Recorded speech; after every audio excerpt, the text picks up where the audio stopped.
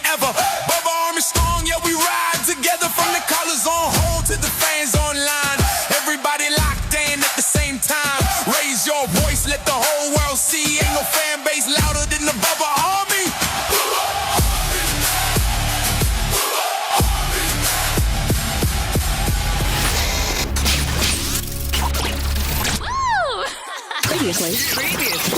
Previously on the Bubba the Love Sponge show. At what point did you find out about Brock Lesnar? It was later on. I mean, You didn't recognize the She voice? never would tell me who it was. Yeah.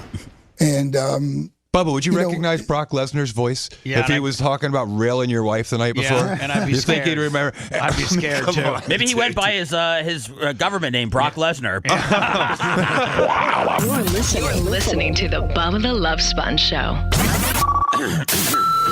Broadcast rights for the Bubba the Love Sponge show have been granted to this station by the Bubba Radio Network and is intended solely for the enjoyment of our listening audience. Any rebroadcast, retransmission, or other use of this production without the express written consent of the Bubba Radio Network is prohibited.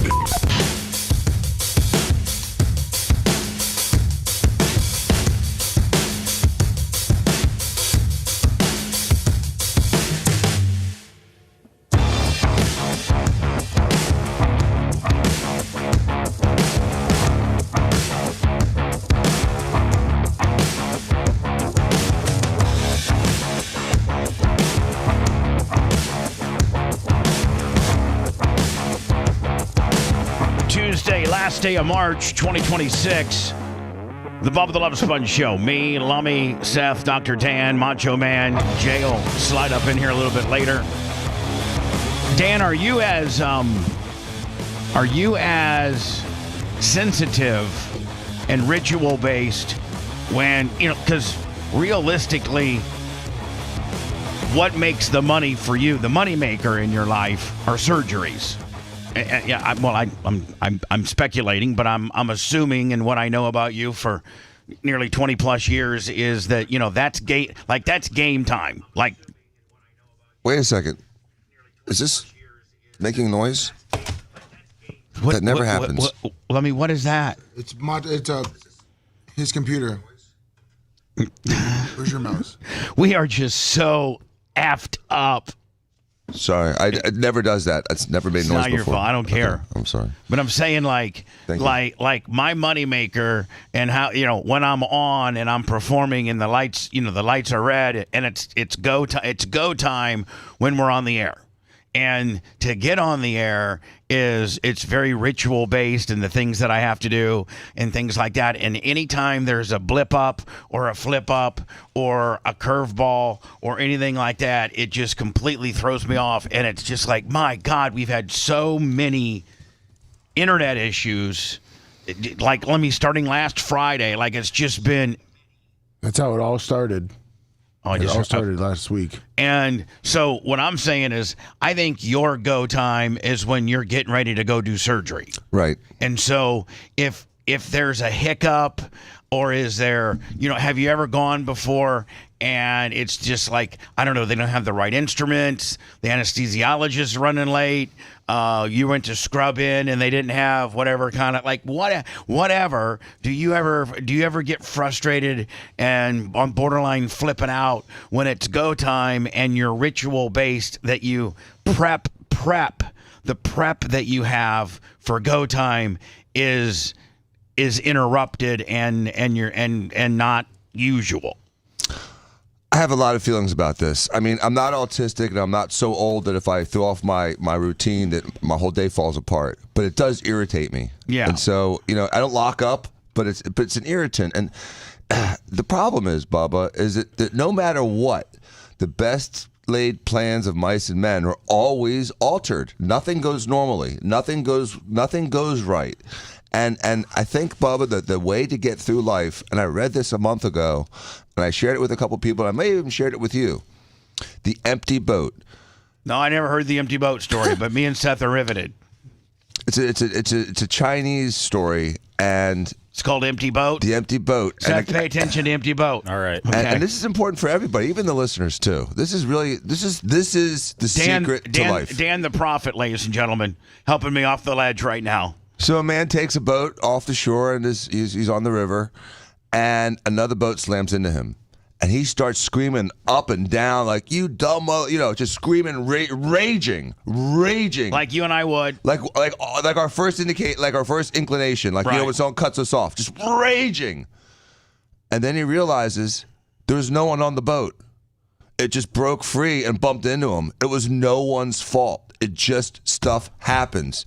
And so you text somebody, they don't call you back. Maybe they're having a crisis. Well, I'm not big on that. I don't really flip out when somebody doesn't text me back necessarily. I wouldn't leave a text of yours for more than 30 seconds. But the point is that we get all kinds of speed bumps. That was a little jab, wasn't it? No, and I had to answer. There's certain texts I jump on. You, Steven. You're one of the few guys, Bubba, that will send like a bunch of question marks if someone doesn't get back to you within a couple minutes. No, I'm not. But anyway, okay, we stick sidetracked. Appreciate it. But the bottom line is, Bubba, that we get wrinkles every day, all day, and it's a matter of just letting it just roll off your shoulder.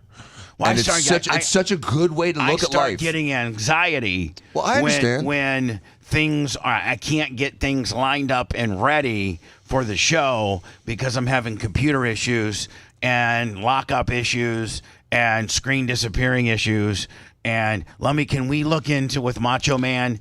I don't care how much it costs. Well, I mean, to an extent, of getting some type of ad blocker on my on my computer.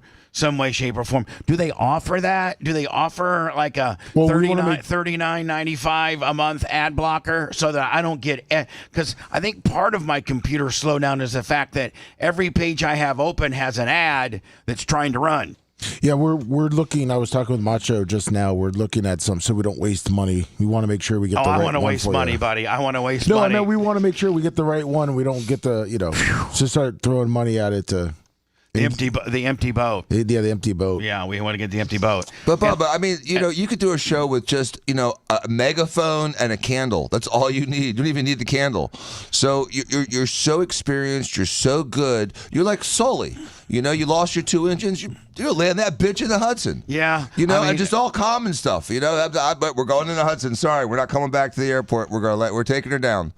And then you save everyone's life. I feel like we're headed for the Hudson right now, Seth. Hold on. But just slow it down. Pull up the nose a little bit. We'd be all right. Seth, get the life raft ready. We're headed for the Hudson. We're standing on the wing. What's going on? Nothing. I'm just having internet issues and like buffering issues and all kinds of things over here.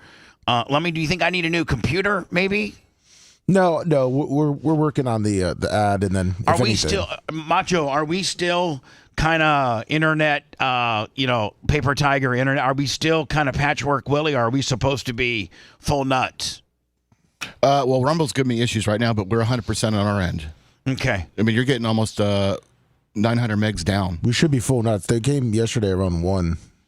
Oh, to fix everything. Yeah, I was here till like 3 o'clock with the guy. We made sure everything was squared away. What was wrong? The router that we had, which was the Jaguar, the best you could buy, had a memory loop, security loop issue, and apparently we were either somebody was knocking on our door and tearing it down, and it froze up and locked up, or it was a hardware failure with the memory inside the chip that holds the actual firmware. It was corrupted. I'm sorry I asked. What do you mean? That gave us an unbelievable explanation as to what. So either somebody was trying to get in and they corrupted it, or it corrupted itself based on a firmware failure. You think someone's trying to break into the system? Iran and them are cyber attacking all the time. Yeah, I think Russia's involved in a lot of that too right now because it's a lot easier than trying to blow stuff up. They just blow us up. Mess up our show. Yeah, I mean, take us down. Just like a nuclear bomb. Take just anybody down for that matter. So I still have on trying to go through stories and stuff like that. I'm still way behind. So I thought maybe I'd burn a quick one and try to spend 5 minutes on going through, the remaining articles that I have, so we could be a little bit more prepared, and maybe get rid of some of them so that my computer can run faster. Yeah. So let's burn one. Let's burn one and be back, okay? Perfect. All right. Want to listen to the show on demand and on the go? Enlist today at BubbaArmyHQ.com. Sign up and start listening. The Bubba the Love Sponge Show will be back after this.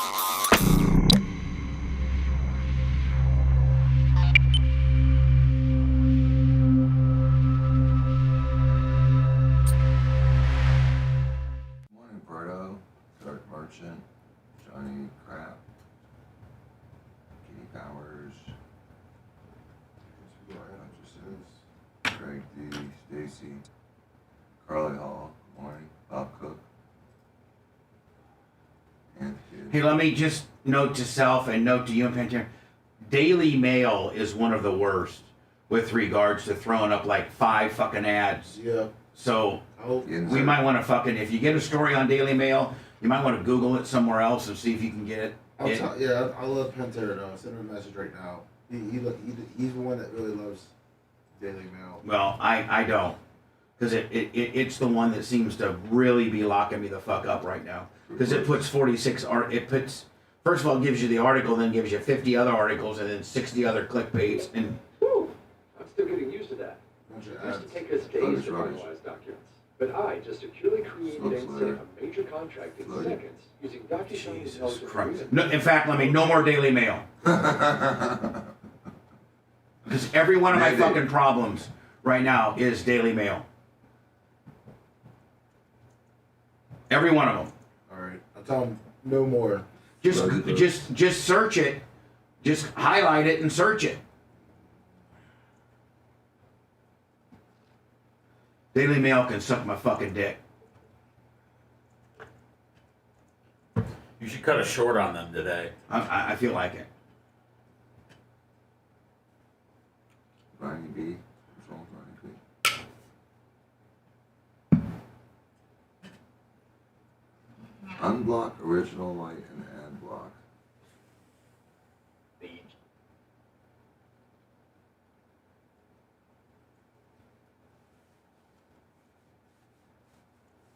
Kirk case. According to TMZ, this is massive breaking news. There is a wild new development in the Charlie Kirk case. According to TMZ, the defense.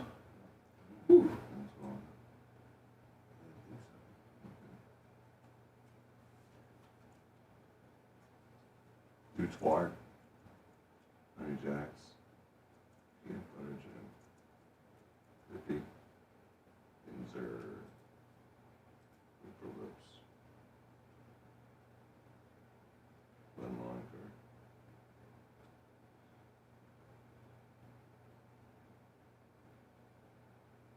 Tag of it all. Yeah, hello, pilot. That's why I read that the bull didn't match.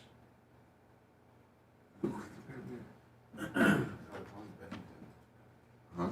Ron Bennington, the radio guy. You the one who leaked that? No, that's who she's talking about. Oh, Ron He Bennington. probably doesn't know who Ron Bennington is. Oh, he's dying. Get back to who's Ron. Well, I just read the chat. Yeah. Oh, okay. I went and looked at what chat you were talking about.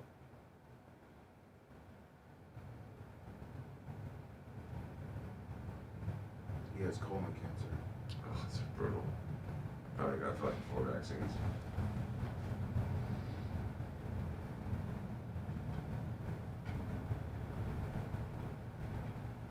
We have some breaking news in the Tyler Robinson.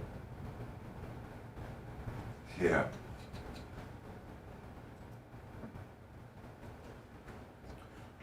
Macho said that God damn it. the log that nobody kept to see like what happens in your router, like if someone's trying to Didn't see it. I watched Tron last night, so I don't understand how this works. you have to leave it. Building profanity delay. Please stand by. Per FCC regulations, this program is on a 40-second delay.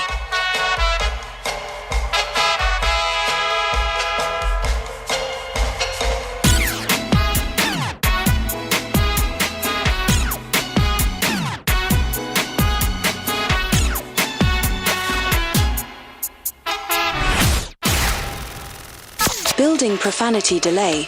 Please stand by.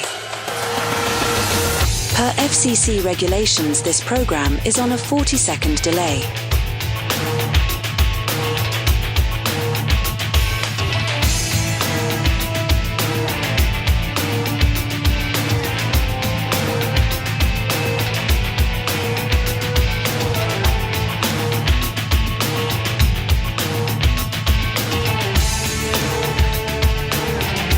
Building profanity delay. Please stand by. Per FCC regulations, this program is on a 40-second delay.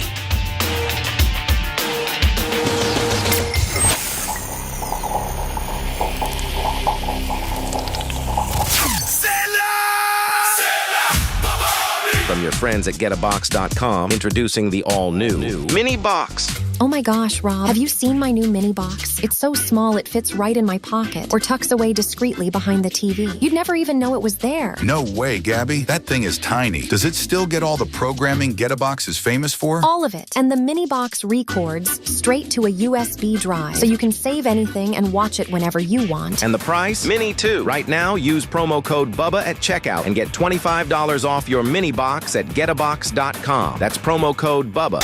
What the hell are you doing? Strap yourself in. The emotional roller coaster is about to start. We will give nothing back to the academic community, as well as provide no public service of any kind. I promise you. Now back to the Bubba the Love Sponge Show.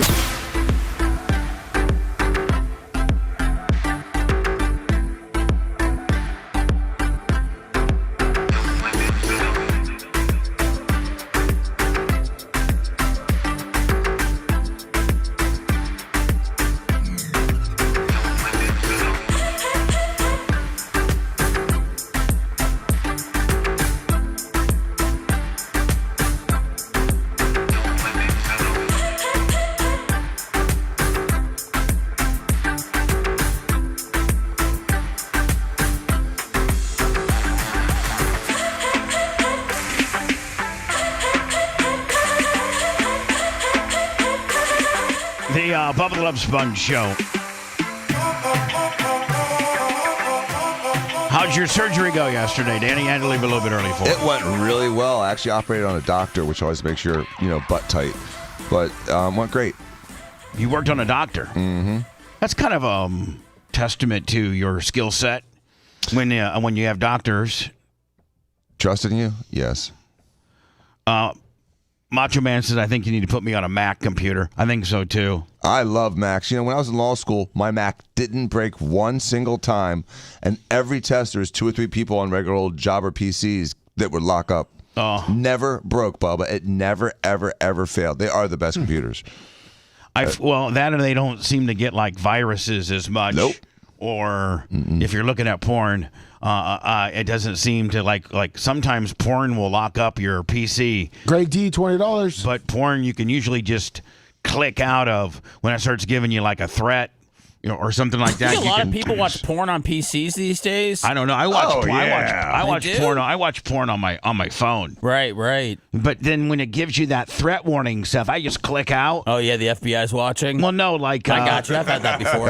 Yeah. So the FBI and I just click out, and it seems to like it goes away. Yeah. Whereas on a PC, if you try to click out, sometimes it'll fully lock up your computer, and you're sitting there and you got dead keys running wild, and at that point, I don't know if you unplug it or you just turn it off. I know that you start flipping out, thinking, "Oh my God, I'm getting infiltrated." Next thing you know, I'm going to have some Russian company wanting a Bitcoin in order to release my computer. Well, I wouldn't give it to them. I don't know what the hell you'd have on there that's worth giving them a Bitcoin. No, I know, but I mean, I know of a couple people who their businesses got infiltrated with that whole big Russian. We take over your computer and have officially copied all your hard drives and all of that and locked up your computer. And I know somebody that had to pay it. Because they tried to get our law firm to pay it. A couple Bitcoin back in the day. Not even like 4 years ago. We got hacked. And the agency, like if you call the sheriff or the police, they literally come out and will bring their forensic guys. But my guy was told, hey, this is from Russia. We don't have any jurisdiction over them. We can't go over there and get them. We just can't. There's really not much we can do. And I think, Bubba, that's one of the last frontiers of law is really monitoring international internet fraud. And there's no teeth anywhere. You could be in Nigeria, you could be in the Philippines, you could be in Russia, and people have almost impunity. Well, but here's the thing, and you really couldn't even really have an agency that oversaw that and had international jurisdiction, because it happens probably thousands and thousands of times a day that you couldn't even staff it. You couldn't even put a dent into how much it happens and going after. Think about the resources. Let's say you got some guy that's in some internet cafe in Kenya or wherever. not here in America. And so the investigator comes to a law firm or doctor's office or whatever, or business, any business, any business that's getting hacked or been hacked into by the bad guys that are demanding a ransom. All right, so they determine through their software and investigative gimmicks that this guy it's a computer in Kenya. Well, you got to travel to Kenya. You got to try to find that computer in this particular internet cafe. You got to hope that the bad guy happens to be on the like you probably can't. You probably have to subpoena if they have any surveillance to actually put the guy on that particular Has computer. anybody gone that far and found the actual Kenyan in the cafe? No, in action? People have. Good hackers can find him and they get into their computer and start messing with them. But Bubba, if everyone on the internet had to pay $1 a year, that's $3 billion that they'd have to fund this, and the countries would be like, okay, we will throw a guy down and beat his ass for stealing $1,000 from a jewelry store. $1,000 ring. A security guard or a cop will beat the piss out of someone for $1,000. People are getting robbed for $50,000, $60,000, $80,000 all the time, and there's no teeth to do anything about it. But I don't think that you could ever have enough manpower to be able to police it efficiently. You might catch if you start guys, throwing people in jail for 10 years, it'd be detrimental. There'd be a calming of it. People would be like, okay, I'm going to lose my computer and my freedom for 5 or 10 years because I just stole $250,000 over the last 8 months. Well, those people should be in jail forever. Bubba, if you remember, it's kind of like the dog caper. Daniel was able to find out the guy and the different people in America up in Maryland, and it pretty much they just said they can't do anything about it. They can't really do anything about it. Exactly. It's ridiculous. No one does anything. And these guys just run away and they take advantage of everyone. The only thing they do is because it looks really, and listen, I think it's very important that they do this. I think this is probably the most egregious thing that's happening on the internet, and this is what they need to pay attention to as they do. But they have a huge, it seems like the only thing that they want to really pay attention to is human trafficking or kid violations or things like people child porn, kid trafficking, and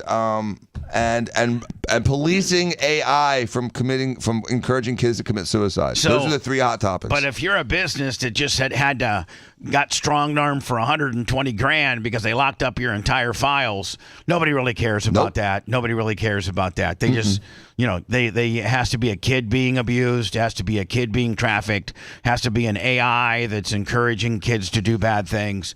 It has to be things like that. And listen, I think all of that needs to be policed. And I'm not saying to take resources from that particular part of policing the internet, but the internet is just absolutely a cesspool of humanity. It absolutely is.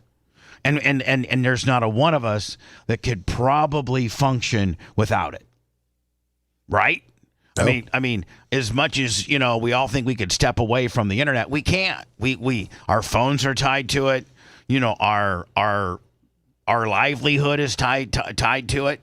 I guess we could do things the old-fashioned way where you and Macho Man and Seth and I come in a little bit early and we get the paper and we cut out articles and staple them to a piece of paper. And then, but at the end of the day, we'd probably use the internet to research that story, more so. Except back in the day before the internet, that was the story that was stapled to that piece of paper was all I got. You know what I'm saying? Like all I got. And they're making less and less papers these days. I don't even know that a lot of papers are subscription only and online. Like does like the Tampa? It's called the Tampa Times now. Yeah. Do they even have a daily paper? Do they even have a daily a physical paper? They reduced their daily paper to like a 3-time-a-week paper, and I canceled. I felt like such a boomer just looking for the paper, and then in the morning you can barely even read it. It's so small, and it's all stuff you've already heard about. Is USA Today? Is it still a daily? I don't think so. I mean, I don't know of any. Wall Street Journal. If you look at, there might be a handful of them. What's that much? In Plant City, I get the Observer once a week. Yeah, for free. Yeah, it's useless. It tells you nothing. Yeah, exactly. So, newspapers they're the most dying form of the media. The top three is USA Today, New York Times, and Washington Post. Are they still daily? They're still daily. Those are the top three. Chaos at the Miami airport after 3 women tried to board a Frontier flight with an extra piece of luggage. What did they have? Did they just have an extra? They didn't want to. Yeah, they didn't want to pay for their extra bag. So they didn't have anything like a bag of cocaine or nothing in there. They just had an extra bag that they didn't. That Frontier and Allegiant and all these nickel and dime airlines absolutely just gouged the hell out of you. It's like $100 for the second carry-on. And so these 2 girls, I'm assuming they didn't have anything necessarily egregious in there. They just didn't want to pay the extra fee to have the extra bag. Yes, they had 2 bags that they said they didn't want to pay for. And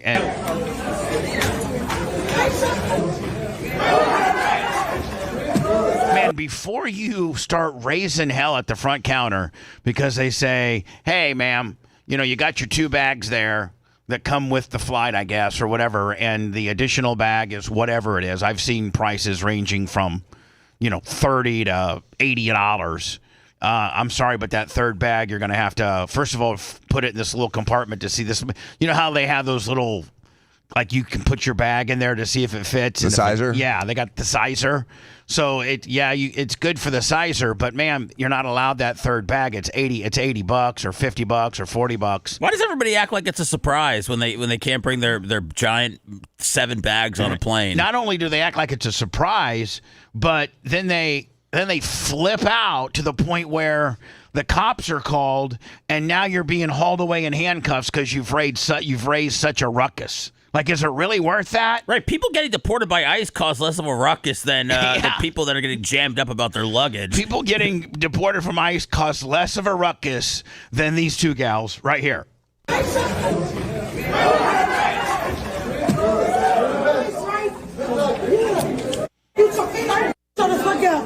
look good. Ladies, can you please stop trying to stuff 200 pounds of fat into a gray one-piece skin-tight dress? Please. That's Dr. Diaco's, that's his wishful thinking for today, along with his boat story. Enjoy prison, baby. Report. We have receipts that we paid. Please report. Thank you, sir. Thank you. Thank you, sir. Say thank you, sir. Thank you. Hey, Seth, at least they get a nice golf cart ride back to the to the squad car. Dude, the airport is a one lawless place. I'm telling you, it's the humanity at the airport. All airports are their own little country with their own little rules. Go to a bus station. It's kind of like their own little ecosystem, isn't it, Seth? It is. It's like their own little ecosystem, and anything can upset it. The ecosystem can be upset and turned upside down at any moment. Dan, you don't think people are more chill at bus stations? Because I feel as though we would see a lot more videos of people freaking out at bus stations and on buses. I think, Seth, people are more downtrodden on the bus. Yes. They're like, listen, I'm on the goddamn bus here. Or a train station. I mean, there's freaks at all these stations. Well, don't say that. Let's not talk bad about the train station. Your brother's been known to take the train for 15 hours and have sex with his wife 3 times on the way up there. So yeah, but think about what's happening in the other cars. With his car in the back. Oh, think about the jobbers who don't have a bed and a place to sleep. Dude, right. They're just in a regular chair. Getting busy in the bathroom. With everybody creating content these days, for some reason I caught a guy that went on a 54-hour train ride across the country, and it looked really cool until I realized that you can't get off the train for 54 hours. So you can't? No, it doesn't. They don't it keeps going. When they stop at a station, is it just to unload and load and then get the hell out of there? There was no stopping at a station. This guy was like sleeping and doing doing everything on the train. So it's 54 straight. 54 straight. I'd lose my mind. Yeah, I don't know what they would stop for. I would lose my mind. No, it's pretty much a direct plane. I mean, train. Direct train. Is it like there's LA? no stops. They don't stop at like all the fun spots. Like LA to New York or something like that, like cross country, Willie. It's like a tour of the nation. 54 hours. That's almost 3 days, isn't it? Was it filled with Europeans? I don't know. I only saw one guy that was filming, but it was interesting. Because we're the only Americans going to Europe. Be like, I would take a train from London to Belgrade. No, I want to fly. Now, hold on. The Miami cops, they got the golf cart right there. Why don't you just load these bitches up and instead? Well, I guess you're dragging behind the golf cart. You want to do the walk of shame all the way through the concourse, right? Oh yeah, take as long as you can.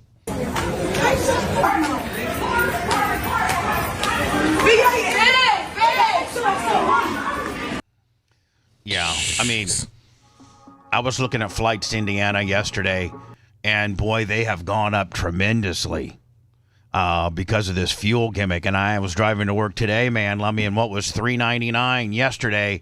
Like overnight, might have been. I don't know. I don't really. I try to pay attention a little bit, but so I just remember. I think it was a couple days ago when I got gas. It was $3.99, and this morning it was $4.33. Jeez, $4.33.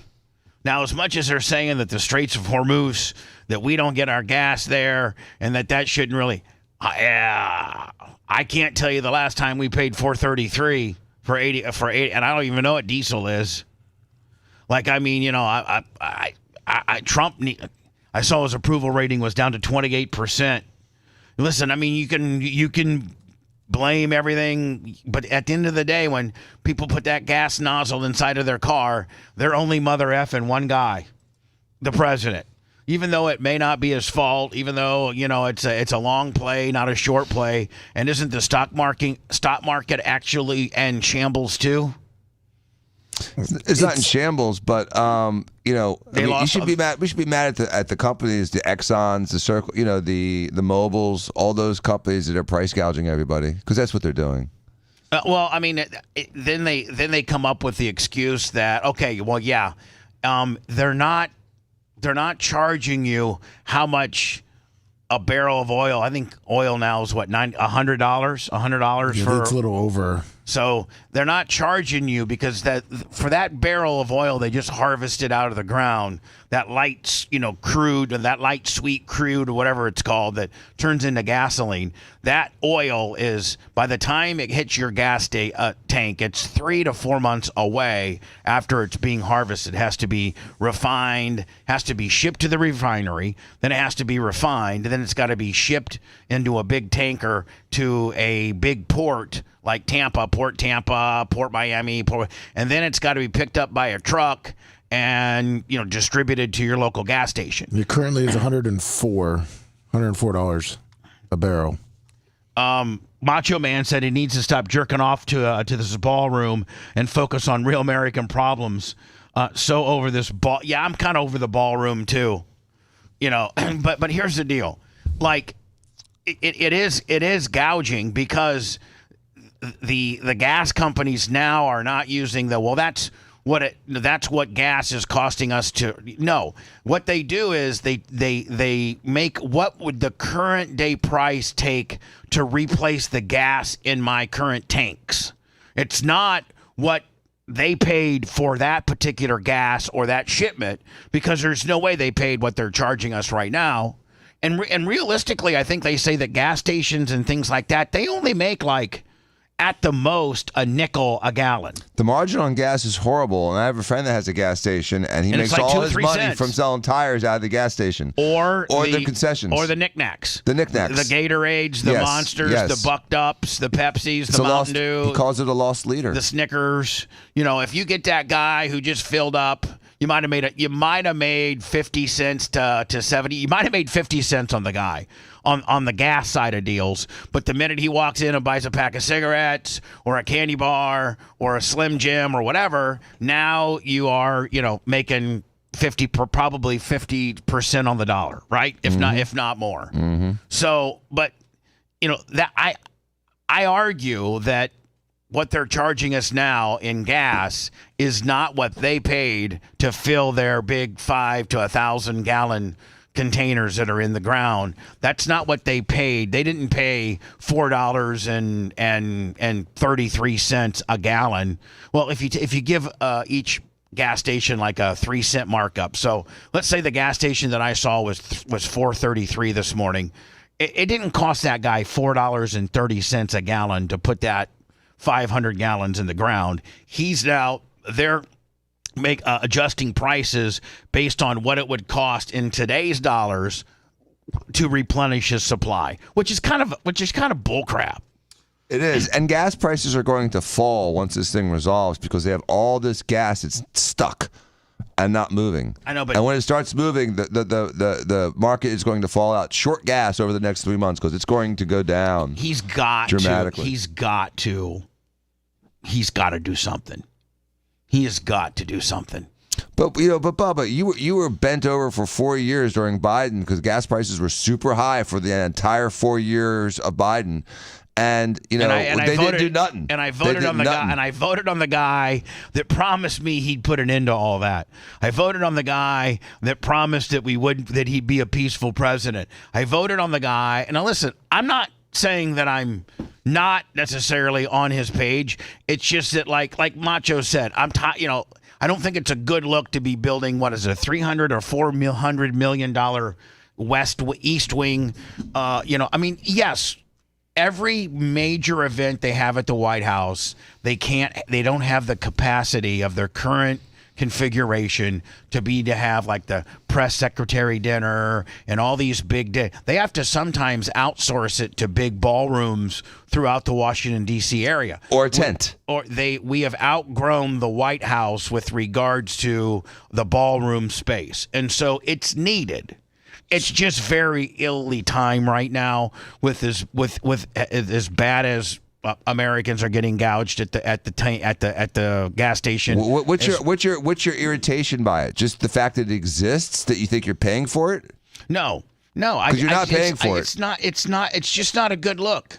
Just because a renovation's a bad look? No, I think it's just because it seems like he's focusing on that more than what's going on. Who cares? You know what? You designed it. It's being built.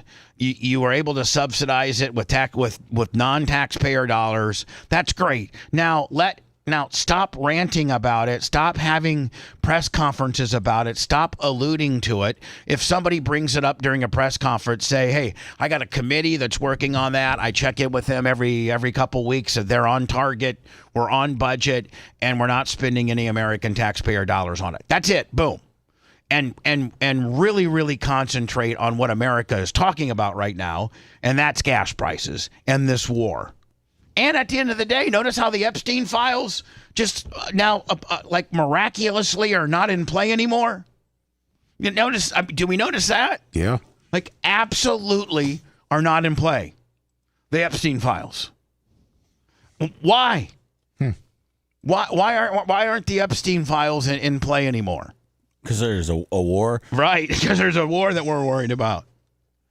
The FBI calls Temple Israel attack a Hezbollah-inspired act of terrorism. Did they in last night? Was there a temple in Israel that was attacked? No, it's called Temple Israel. It's I cannot remember what state it's in, but it was Michigan. It was an attack that happened, I think, earlier in the month. I think it was Michigan. Oh, so it's on our own soil, and it was attacked. Yeah. Officially classifying the attack on Temple Israel as an act of terrorism. Welcome to 7 News Detroit at 6. I'm Mike Duffy. And I'm Whitney Burlington. Doesn't Detroit have one of the biggest populations of Muslims? It's very big. I think the biggest Muslim population. New York's the highest, but it's Thank probably you so close. much for joining us.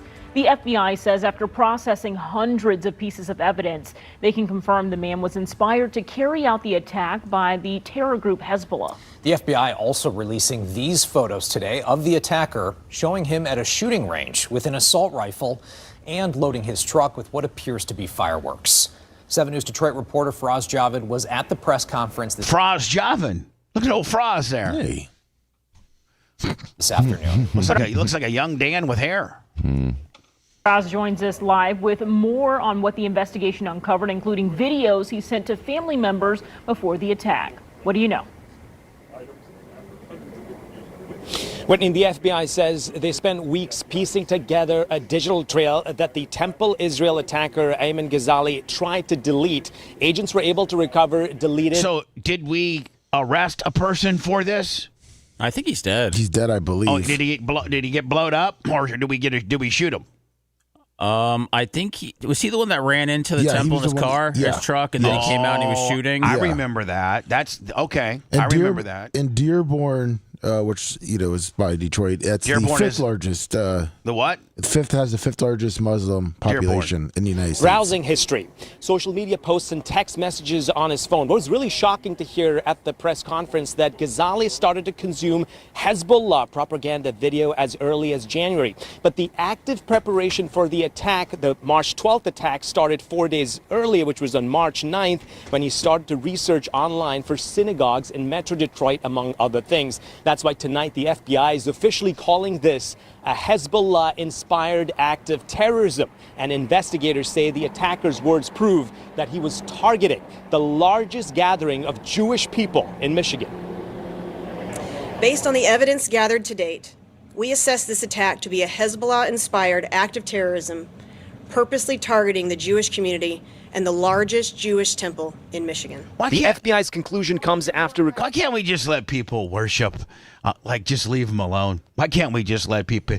Because religion is so dear to them, but it seems like every war and it's all based on religion, and most people let you worship how you want to, but I don't know, just why you can't leave people alone. Well, the problem is that some people believe that in their religion, that if they die on an act of martyrism, that there's a huge, you get 72 virgins and the streets are paved with gold and all of that craziness. Yeah, if you kill a Jew. Covering hundreds of digital evidence items. Just a Jew? What if? The Jew is considered higher in certain parts of the Islamic belief. Anyone that's not them should die. Anyone that doesn't convert to Islam should die. Infidel. Anyone that's not part of the religion, including if they're a Shiite versus a Sunni, should die. There's a little bit of extremism there, Bubba. It's very flawed. To me, it seems very flawed. Well, it's the way that you make your religion win. And so if you just think about go back 800 years in the Middle East, and they're trying to spread the religion. So if you don't believe, you die. Otherwise, you join the club. That's how they dominated the Middle East over the last 600 years. But see, there's a chapter here in their book, and this is Muhammad telling the Muslim people. Talking about the Quran? Yes, it says, "You will fight against the Jews, and you will kill them until even a stone would say, 'Come here, Muslim. There is a Jew hiding behind me. Kill him.'" Religion is supposed to be good and make people better and give people hope when they're at their darkest place, and a sense of community and sense of belonging, and do the right thing. And that is about the most barbaric, how can that be religion if it's a barbaric act? It's a religion, Bubba. We have to respect First Amendment. We got to respect the religion and the thoughts. I don't have to agree with it, but I respect it. Right. And I don't have a person, worshiping that. I just hope that they don't, follow this nonsense to the letter. And I guess when they do, stuff like this happens. Well, the problem is that, I guess some people, Muslim or God and Muslim didn't come out and say to kill the Jews, but Muhammad, the prophet did. The attacker's attempts to delete his online footprint. The investigation reveals a chilling 4-day timeline that began on March 9th. Looks like T-Quest. During the early mornings, the assailant started viewing web pages of local synagogues. And in the afternoon, he attempted to purchase a weapon from 2 different individuals. When those private sales fell through, he bought an AR-style rifle, 300 rounds of ammunition, and over $2,000 worth of fireworks. But warning signs emerged even before the planning began. His family, his 2 brothers and their kids in an airstrike in Lebanon in the war, and he's not stable. He texted me, he sent me a voice message right now. Approximately 10 minutes before the attack, he sends his sister 2 final videos. Now, in Arabic, he records himself saying... Was that his sister calling 911 saying, "My brother's unhinged"? And he's getting ready, he's fixing it. I think that's what it was, right? I think so. Yeah. That was the voicemail of his sister. He's not stable. He just texted me, and he sent me a voice message right now. So she called in 2... Did you say 2 minutes? Did she call in? I forget. 2 different messages. And before this happened? Right now. Approximately 10 minutes before the attack. So 10 minutes, he sent these unhinged messages to his sister. Sends his sister 2 final videos. In Arabic, he records himself saying with this screenshot, "This is the largest gathering of Israelis in the state of Michigan." Now hold on. With 10 minutes, with 10 minutes, couldn't you have police cars and cops and what have you dispatched down to that temple in 10 minutes? If she called, in fact, 911, or she called, the law, she called Leo with, hey, I have my brother that left me 2 messages that saying that he's outside, and she knew the location, the largest temple in Detroit, and he's fixing to do some bad stuff. I would think that in 10 minutes. I mean, Dan, if somebody we could. Well, I guess we've had some pretty timely things done here at the BRN, and it took like 2 hours to get here. Yeah, it took a little bit of time. This is a whole different level of than just your stupid, big ass warehouse with Bubba the Love Sponge show in it. I mean, when you got a woman whose brother has left messages that he's going to go to the largest temple in Detroit and kill people, you would think that in 10 minutes you could have 10 squad cars out there maybe thwarting this. Well, it looks like no one was hurt inside the temple, but there was some, I guess they had gunfire exchanged outside, so they got there quick. So great. Hold on. So they did get there. Nobody was hurt, and he died. Well, there was officers that were hurt. Oh, okay. Yeah, some officers but were hurt. But not. It says not anyone fatally. in the temple. Not Correct. fatally. Nobody in the temple hurt. Couple officers hurt, but the officers were not fatal, and the bad guy got killed. Okay, I'm working. That's a pretty good outcome. I'm working with that. Yeah. I'm sorry that the temple had to probably suffer some damage. I'm sure that it suffered damage. I think he drove into it, did he not? Yes. I have booby-trapped the car. I will forcibly enter and start shooting them. God willing, I will kill as many of them as I possibly can. Man, can you imagine if you're a cop, you get that call, you're going 100 miles an hour with your lights and siren going, and it's not a domestic, it's not, a fender bender, it's not, 2 guys slinging cocaine on the side of it is a guy that has called his sister and threatened to kill people inside of a Jewish temple. I mean, you got to know that you're going to have, you're not coming out with your police issued 40 caliber Glock. I mean, Dan, I think most of those cops have a shotgun or an AR-15 in the trunk, don't they? Most cops have a lot of them have an extra gun. Yes, nowadays almost all of them do. I don't think any cop has just a pistol. I had a car accident. I think every cop has an additional, like a rifle of some type. Well, I had a TPD after a little fender bender, and he had an AR between the 2 seats in the front, and he had extra magazines stuffed between the seat and the headrest. Like he had 2 that were ready to go. That's the guy who needs to show up. Right. So most of them have an extra rifle. Yeah, I think or a shotgun, like you said. I think every police officer has at least a shotgun. I think. Final messages sent from Temple Israel's parking lot 10 minutes before ramming his truck through the temple doors. After reviewing the evidence that the FBI presented just at this press conference, and had this man lived, I am convinced. I'm so glad he died, because I wouldn't want to run him through the system and make him a martyr, and he's alive, and he's going to be on death row for however many years. I'm glad when they just get, when justice just handled right there on the streets. It's just so much easier for all of us. My office would prove beyond a reasonable doubt that he committed the federal crime of providing material support to Hezbollah, a designated foreign terrorist organization. Now, where's Hezbollah based out of? Lebanon. Okay. And does Hezbollah, and I'm sorry if I ask stupid questions and most people know this and I do not, but does Hezbollah have a denoted leader, like somebody that actually claims to be the head of Hezbollah? Or is it just kind of a flim-flamming kind of deal and nobody wants to take the responsibility of being the head because they're going to get taken out? The head's probably whomever's giving them the money from Iran.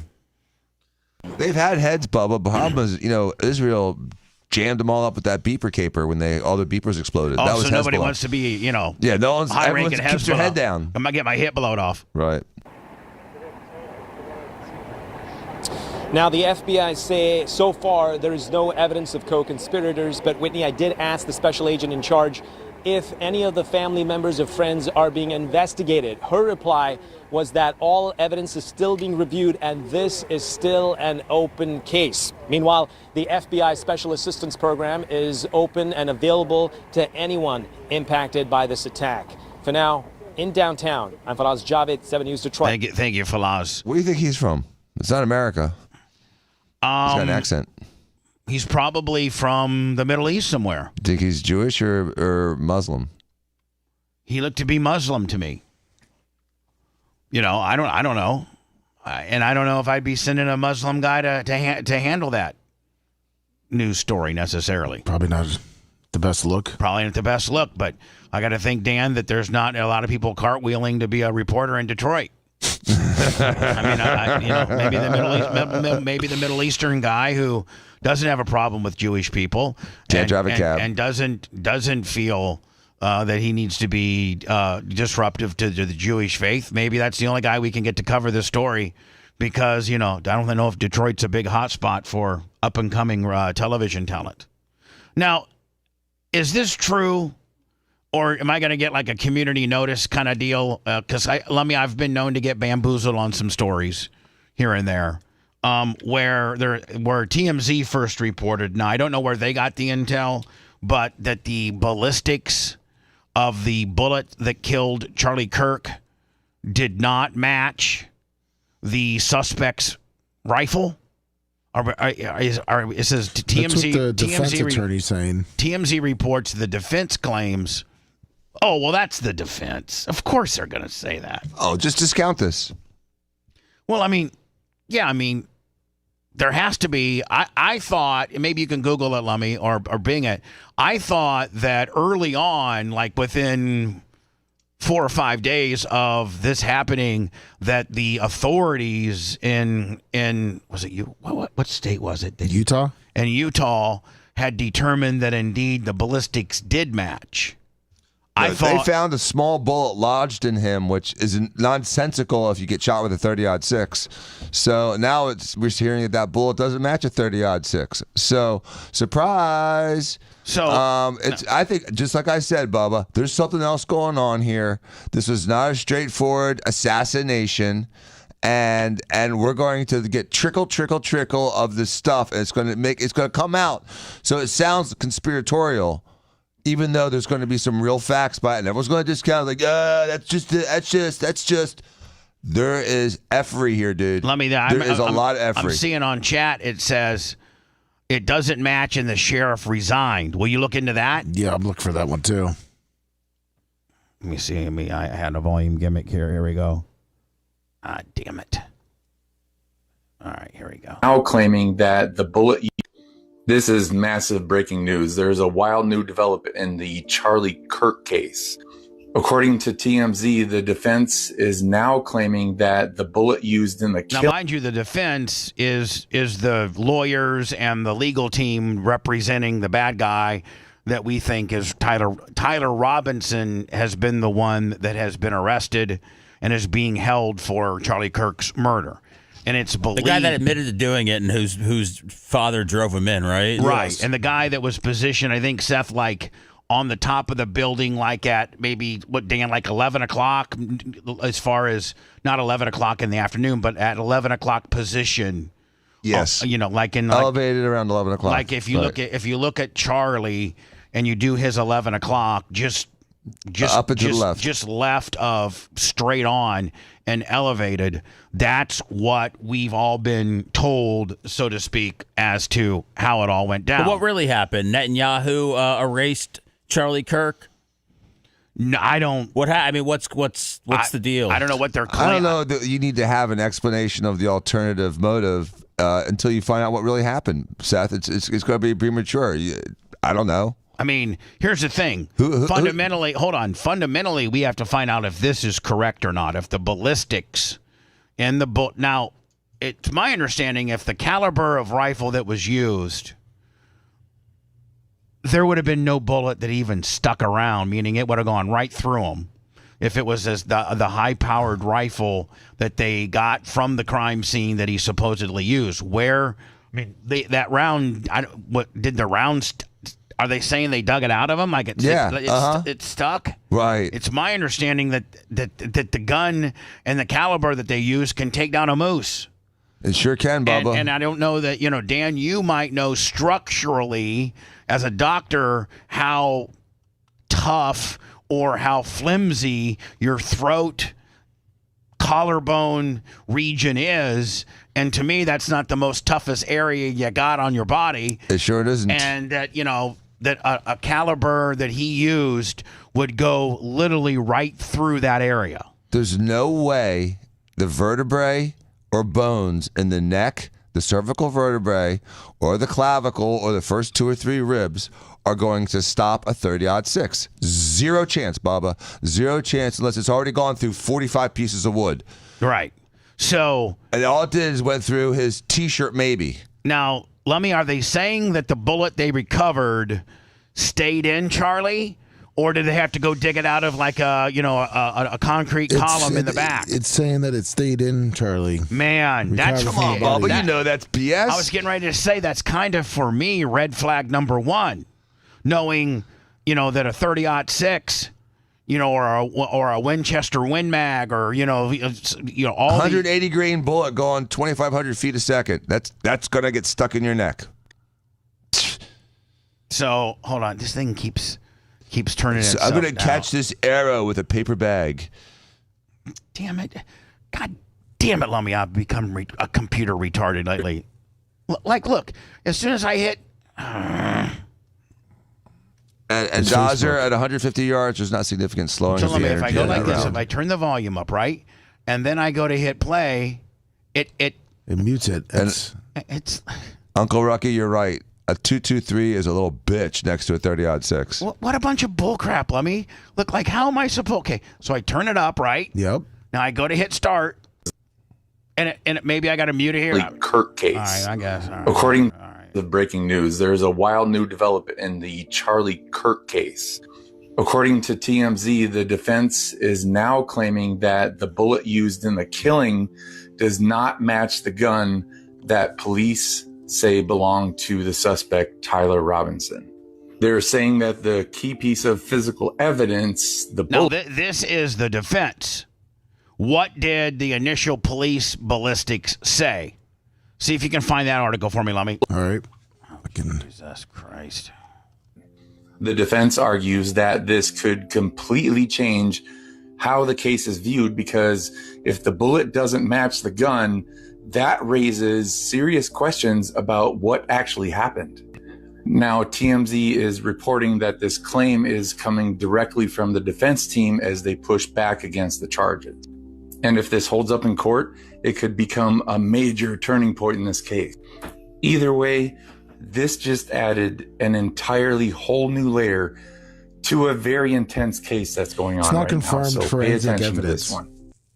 That's what it's saying, is that it's not confirmed forensic evidence. It's just a this is just based a on claim that potentially his defense made, and Yes. it's not been actually verified. It says this Here's is the thing based on the that- defense's argument. Here's the thing that I find odd, if you start just from the top, is that they were even they could even that the round even stayed in Charlie. Like that's fishy. That's fishy, number 1. And 2, have they been open and transparent as to what that round was? Because I thought that it was only a matter of a couple days that they said indeed the round matched the rifle. Now the defense is saying that it doesn't. I mean, they're all over the place on this deal. It's saying that 30-06 is what was recovered. I mean, Dan, a 30-06 round was recovered. That's what this article from Times Now says. So I gotta. They just drop it in him when he was already dead. I don't believe it at all. So they're saying a 30-06 was found. So instead of all these questions, what are the answers? I don't know. I'm asking Lummy. Well, it looks like there's no evidence to say that it was not a 30-06, and it's just the defense saying that there might have been another shooter.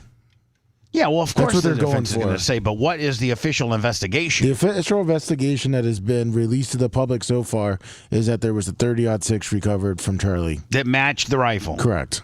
Right. I don't know why we haven't brought up more, like, how in the hell does a 30-06 from what? 50, 60 yards away. 150 yards. 150 yards away stay in a human being in that particular area. Now, if you shoot him in, maybe in the gut or you shoot him maybe in the, it has to go through your chest plate and your heart. Maybe it stays. I don't know. But it's like, you know, the tenderness and just the flimsiness of your throat and your collarbone and all that whole area, your larynx, where it went through, to me seems like it would just be like, you know, almost like a 45 caliber handgun would go through that. You know, like I don't understand how a 30-06 stays in that body. A 45 caliber handgun would likely get lodged in a lumbar vertebrae and destroy a cervical vertebrae. So the big thick ones in your lower back, that could possibly slow down a 45 or a 9mm. I've seen bullets stuck in the spine. But ain't no cervical vertebrae in a 30-year-old man going to stop a 30-06. Impossible. When we return, let me know. I did get a reader's like a heads up saying that as of now, Erica Kurt has not sent a cease and desist letter to sue Drewski over his parody skit. So I don't know why they're even reporting. Drewski fought back strongly after Erica Kurt sued him. She hasn't sued him, and I guarantee you that. And by the way, the skit that Drewski did was brilliant and funny as hell, and all under the guise of parody and hyperbole and comedy. And she's a public figure. And she's very much a public figure. And, you know, there's no way, shape, or form that she would win if she tried to sue Drewski for his skit of when he played her and what have you. So I don't know why they're even trying to. You mean you don't know why there's fake news on the internet? For this reason. You got it. They got you. Yeah, they did. But I'm not going to cover it. I'm not going to cover it because there's no way that she would win. There's no way. And he didn't do anything wrong. He just, you know. But if she put on a fat black suit and mocked him, she'd be canceled. Just to keep score fairly. If me or Lummy or Seth were to put on a fat black suit and mock any African American, bye-bye, we would probably be canceled. Yep. But Drewski can put on a fat white girl suit, and it was funny and it was well written. Drewski didn't put on a fat. Drewski's fat. He just put on a white suit. Right. he just put on a lot of white. Yeah, he a lot just of put white on makeup. white stuff. Yeah. Yeah, he put on a lot of white makeup. Yeah. So it is so unfair. It really is, especially if your profession of while you're doing this, if you are a white man and you try to imitate an African American in a parody type spoof hyperbole, you should be protected under the First Amendment. You are. They can't do anything to you criminally, but they can certainly organize and get your ass canceled. I could never play MLK in a play. Yet we got a black guy playing Hamilton, and it's one of the biggest plays of all time. Yeah, that is the hypocrisy of it all. We don't write the rules, my friends. We don't write the rules. It's so unfair. Let me those poop pills I took. I had a blowout at home. I had a blowout this morning and I feel like I got another blowout. Oh no. Oh yeah. I'm holding it back. But you're gonna hold it for the next 3 hours? I can't poop in 5 minutes and 20 seconds. Well, just play a song afterwards. We don't play songs, Dan. We'll play a song. Or a commercial. We got royalty-free music we could play. Oh, that's riveting. I'm gonna try to hold it, okay?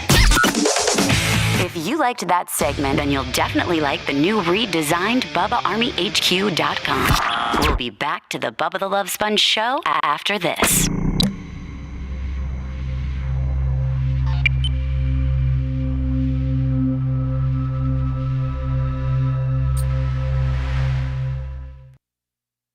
How do they make their money? Not from royalties. I have no idea.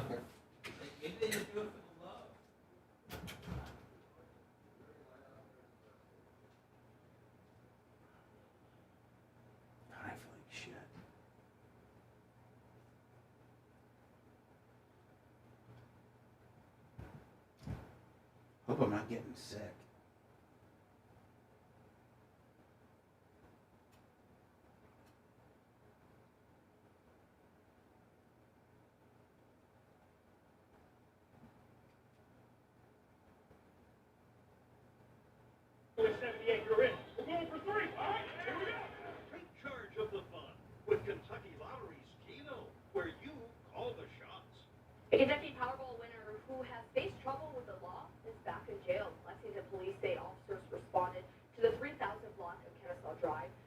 Hey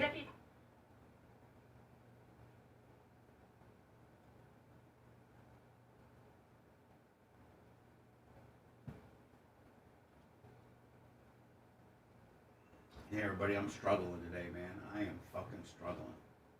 I really am. Bad.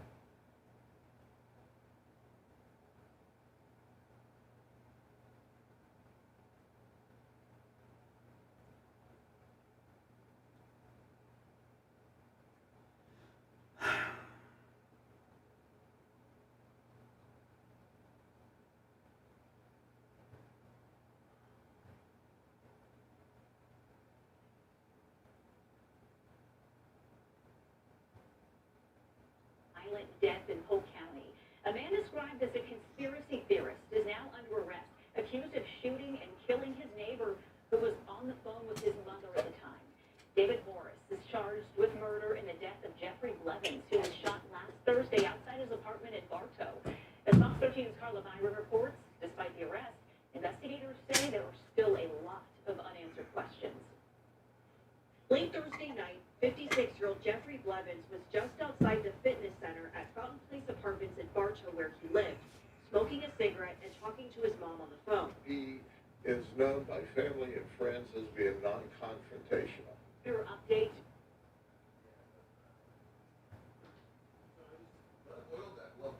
Of platelet-rich plasma, also known as PRP, into the clitoris or the G-spot. PRP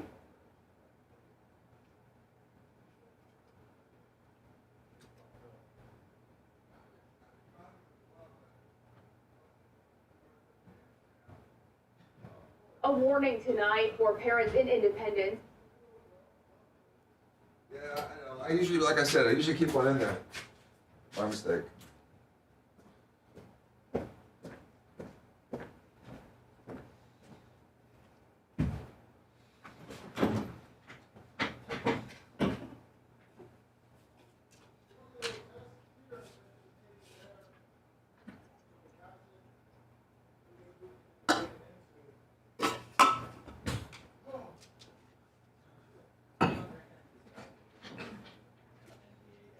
Race. I know you guys don't talk a lot of basketball, but I was just wondering, it's kind of a hot topic, and people are really going against my man Shea right now. He put up 47 last night. I mean, There was a pretty big pickleball tournament that I was going to cover. local or national? Oh, Local. Pickleball tournament? There was a shuffleboard tournament too in St. Pete. All right, well, maybe on the after sports show? Yeah, exactly. Okay.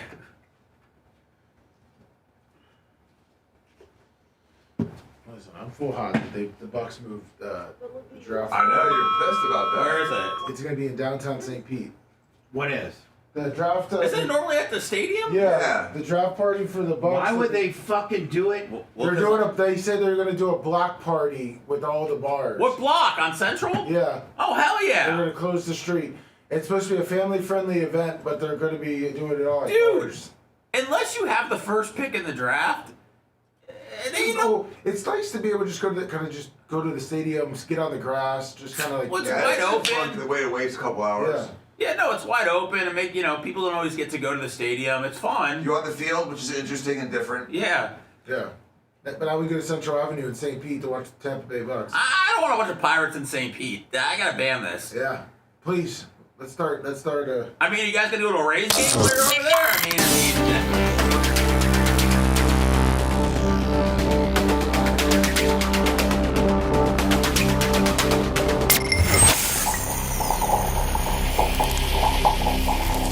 The following presentation has been closed captioned. Great visual. I may try that. Welcome to the revolution. It's a remarkable achievement. His perception becomes your reality. Check this out. Bubba the Love Sponge.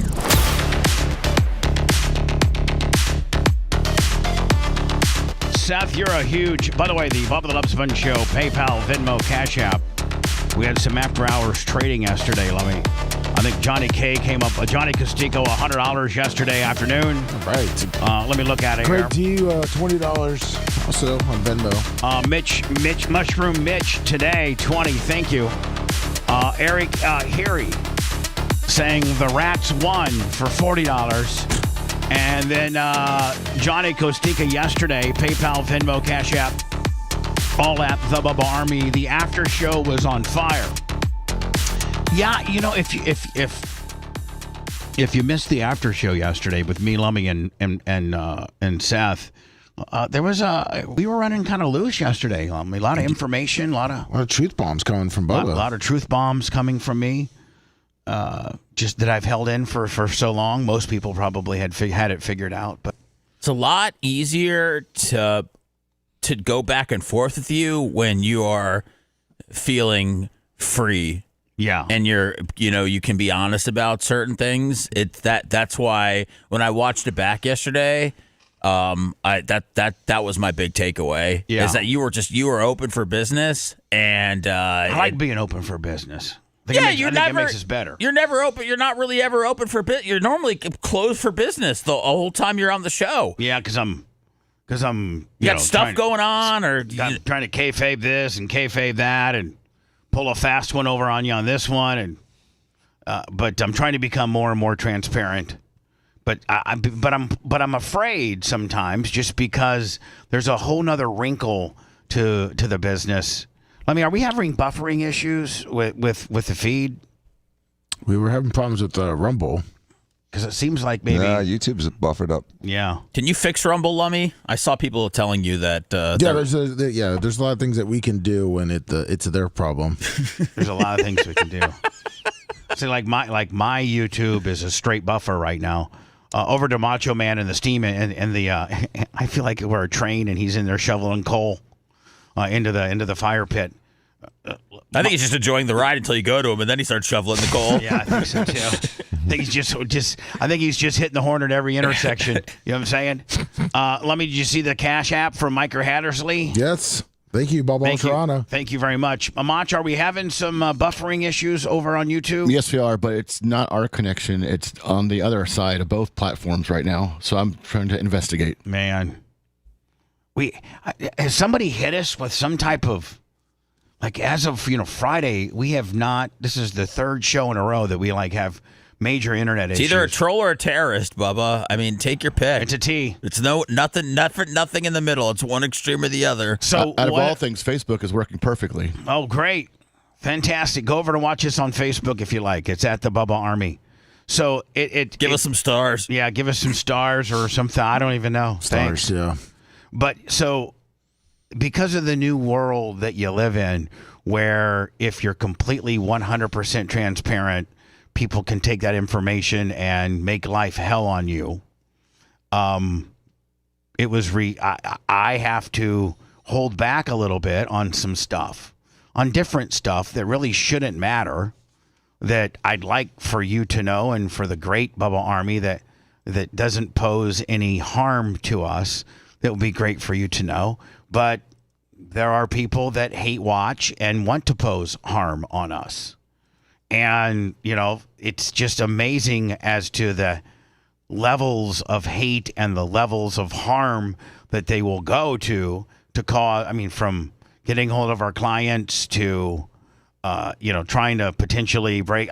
We don't know, Lummy, if our internet issues are troll and or terroristic, the causation of it, but our lives have drastically changed as of Friday with how we do our internet deal, and we got really good.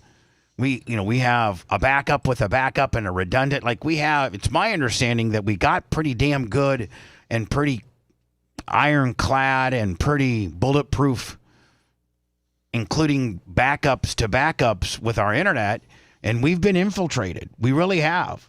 And it sucks, which scares me, Seth, the more transparent I get about the behind the scenes aspect of our business, scares me a little bit. And so the information that I gave yesterday, I could have never given that while I lived there. Cool to share with the Bubba Army. Yeah, I live upstairs. But the minute I do so, Lummy, the haters circle their wagons, and they'd have the code enforcement here. Oh, yeah. And I'd be thrown out. on my ass, and you know what? I think a lot of people had figured it out because there were occasional slip-ups here and there. And I think while you're being truthful, are you married or not? I'm not going to get into that. You're not married? Okay. I'm not. I said I'm not getting into it. Okay. So, that's another thing I like to be honest with, but I can't. For in fear they'll cause me problems with other situations. What I can't understand, Bubba, is why there's a group of people that take joy in effing with you or effing with us and trying to be destructive and be negative and trying to literally hurt us. I don't know. What the hell did I do to these random people that they feel it's necessary to try to F with me or go out of the way to F with the show? Guys, go home. Well, that's not the way the template of hate works nowadays, is they don't go home. They then wreak havoc. Because you know why, Dan? Because no one does anything to stop these people. Whether they're ripping you off for $100,000 or defaming you or destroying your business. No one does a goddamn thing about it. No, there's one, it's me. I'm with the internet mafia. That automatically gives them more insulation to screw with me, because even when somebody has rightfully wronged me, and I have 2 years of data and Amazon receipts and everything, you were part of. Yeah. You were. Listen, I was ripped off an extreme amount of money. You saw that. Even Ashley was involved in building a spreadsheet and having receipts. And I literally saw it at my house. The guy that took, a couple $100,000 from me lived at Lummy's house and, had the best camera system, the best mulch, the 10 cases of water, the best barbell set, a 4-inch lift kit for his Polaris. 10 pairs of jeans. Lummy saw it. Lummy saw it firsthand. And when Dan, because I asked you to help me, because you know what? Is that coming from you, Seth? Yeah. Oh, okay. Is everything okay? Yeah, the whatever the new system is, it plays on the speakers. Oh, okay. So I got to be quick to turn stuff off when I'm on websites. Yeah. So, Dan, you saw, we had it buttoned up. We had double, and then the detective for the Tampa Police Department said, oh, my God, you guys got this all buttoned up. I just got to go back and check your work. And she petitioned Amazon and, Home Depot and Walmart and all the places that things were purchased from and verified receipts and what have you. And State Attorney of Hillsborough County, nah. We don't think we're going to process this. You waited too long to. I may have waited a little bit but I still am within the statute of limitations. What do you mean? Yeah, but since you let him say goodbye on the air, this is what they told me. I'm drinking the goddamn Seth. I've been really drinking the truth serum. Oh man. But just listen to how outlandish this is. Dan's as mad as anybody. They said because the person we're talking about came to me and was crying and said, can you not let the fans know what happened? Can you let me say goodbye on a Friday? I should have just been a prick. When I've tried to take the high road and give somebody the benefit of the doubt. You screw yourself every time. And so the state attorney actually told me, because you didn't fire him immediately and you let him stay on for 3 extra days so that he could say goodbye on Friday, and you didn't immediately press charges, you must not have thought it was that big of a deal, so we don't think we could potentially get a conviction. And I'm like, that was admissible. Did you not think it was? That has nothing to do with the statute. Dan, that's what they told me. There's nothing to do with the law. The law was a crime broken with the mens rea, the mindset that I'm going to be a criminal about this. Yes, and yes, it's called embezzlement. And they no-filed on me. They no-filed on me. Dude, they didn't do anything about the person that tried to break into Bella's house with a backpack filled with tools to break into a house. And the guy's walking around now. Yeah. Good luck if he shows up on my property again. My guy's walking around. Jeez. $200,000 of stuff. You didn't really seem to be monitoring that account like you should have. And victim shame. And so the 3-page report they sent me, the Hillsborough County State Attorney, the 3-page report they sent me was almost as if they were defending, and they were his lawyer, telling me every reason, like shooting holes in my case. And I'm like, I'm the victim here. I'm the one that shelled out $212,000 of stuff that never came to my business. Right. Let a jury or a judge decide it. Do a bench trial. Let a jury trial settle it. But no, God forbid. Bubba the Love Sponge. Can't. I think there's all kinds of case law. What? Remember that ex-PGA guy whose wife grabbed his phone and he yoked it back from her, or vice versa? It went in the pool. And they arrested him? Yes, in Miami. For taking her cell phone? Yeah. I mean, listen, I don't know how many more instances I have to show you, but one of the reasons why I have to have secrets, and one of the reasons why I have to be careful in what I disclose as to where I live or what I'm doing in my private life is, Dan, like you said, there's a group of like 20 trolls that, and they're actually probably touching themselves right now, that absolutely listen to every part of the show and try to position their actions and efforts against us. I mean, let me, Rollo from Volkswagen of Wesley Chapel has had, people sending emails to one of our new clients saying that, they're never going to buy a Volkswagen from there. They were thinking about buying a Volkswagen from there, but now they're not going to. Shut up. Yeah, they're always going to. Shut up. Why can't you just listen to a show that you like and enjoy that show instead of listening to a show that you hate, and you are now part of this hate club that's trying to wreak havoc on the show that you hate? You know what I hate? I'm trying to think about what I really hate. Do what you should do, Bubba. Did you read out loud the response from the state on your criminal attempt? On the no, embezzlement? You know what? I'll print that up. You should print it up and read it, maybe on an after show. But you should absolutely read that letter so people know how the state attorney of Tampa is thinking. It's bizarre. I don't have a letter explaining what happened with Bella, and I do. I have a quite extensive letter for what happened to you. Yes. Big news. In the NBA world, or just actually in the world, and that is this guy at one time was a top 5 pick, wasn't he, Seth? Like he was, if you're a top 5 pick in the NBA, I mean, that's kind of a big deal. That's a big deal. Yeah, oh yeah. This guy's an Indiana guy too, Bubba. Oh, is it? Was he? Yeah, South Bend, Indiana is where he was born. Oh, they're people crazy in South Bend, Indiana. No. Bulls cut Jaden Ivey. After former top 5 NBA pick posts anti-LGBTQ remarks, they waived him for conduct detrimental to a team. I think I have some video of some audio video, yeah, of him actually saying what what they cut him for. Here is a portion of the video. That the world can proclaim LGBTQ. Right? They have. Now, Seth, is he good, or did he never really pan out the way they thought he was going to? Like, because I know you're a big NBA guy. Massive bust. Okay, big bust. Yeah. That probably makes this decision way easier, right? Super easy. Right.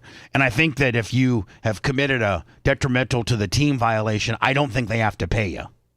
Meaning, if you're a top 5 guy, he was probably making pretty good money. He doesn't make excuse to cancel the contract. Is what you're saying? I think this is like, if you're a top 5 guy, you're making a big. I mean, the most overpaid athletes in all of professional sports are the NBA. I mean, those guys make all kinds of money.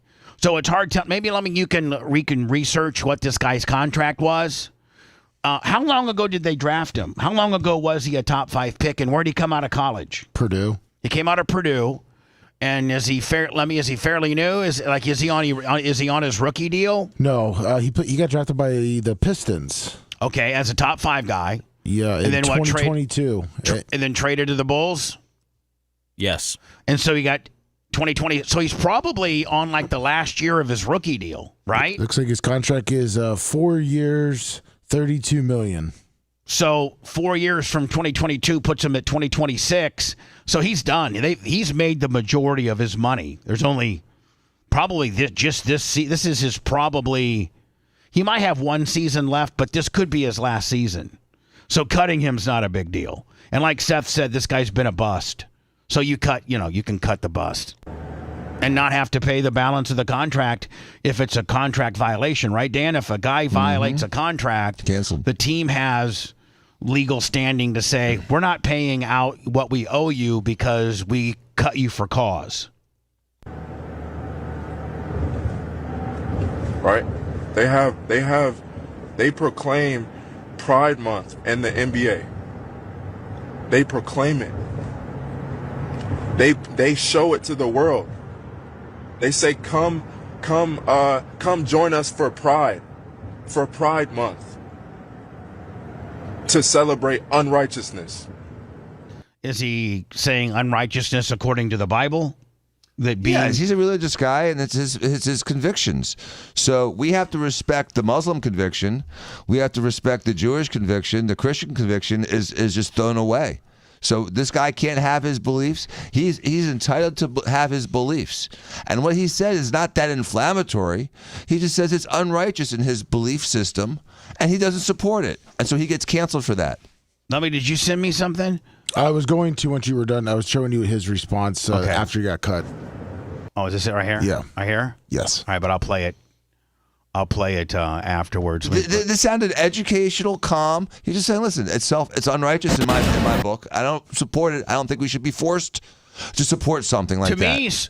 To me, so far, it's not fireable. I agree, Bubba. If you're a Christian and these are your beliefs because it's according to the Bible and you're reciting your beliefs from the Bible, you should be, and you're not doing anything, action-wise. It's just your spoken word over your social media. They don't want people that have hate, whether you believe in the Bible or not. They don't want to have them representing their organization. Yeah, I understand. But is it hate or just disagreement? It's hate. Why is it hate?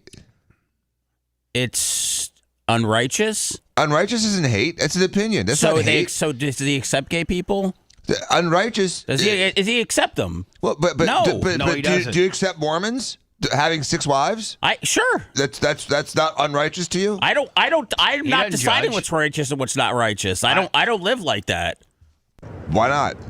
Well, because why don't I live by judging everybody? Why don't I live by judging everybody? It's exhausting, dude. I got my own life, dude. Right, it's exhausting to continue to judge people. You thought you didn't live like that with 5 wives. No, hold on. But it's almost back to our original bitch, and that is, why should we care? Like, we sit here and contemplate, well, why do these people hate us so bad, and they hate watch, and they try to cause havoc to us and things like that? When realistically we would just prefer them to mind their own business and not worry about it. Same thing with this. Like and same thing with Mormons having 6 wives. I don't care. It doesn't affect my life. Doesn't affect whether I believe in it or not. I'm not going to make a big stink about it. It's their religion. It's the way who am I? Maybe their religion's more right than my religion. My religion's the one that's wrong. Nobody can determine who's right or wrong when it comes to talking about religion. Because that's the fundamentals of religion, the fact that you can believe what you want if you're in a free country. They proclaim it.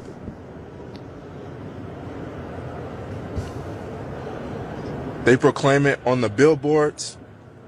They proclaim it in the streets. Unrighteousness. This is just an example of sit down and shut up and do your job, and you cannot have an opinion that might be different from corporate. You're the corporation that you're potentially working for that doesn't want that wants to hide its head in the sand and not let people have necessarily an opinion about their religious. Why are you going to let a guy convictions. why are you going to let a guy who is at the end of your bench, affects your team in no way, shape, or form on the court, but is bringing controversy and unwanted attention to what you're doing? What's the point of keeping that guy? I think he has every right in the world to say this, Seth, but they have every right in the world to not employ him.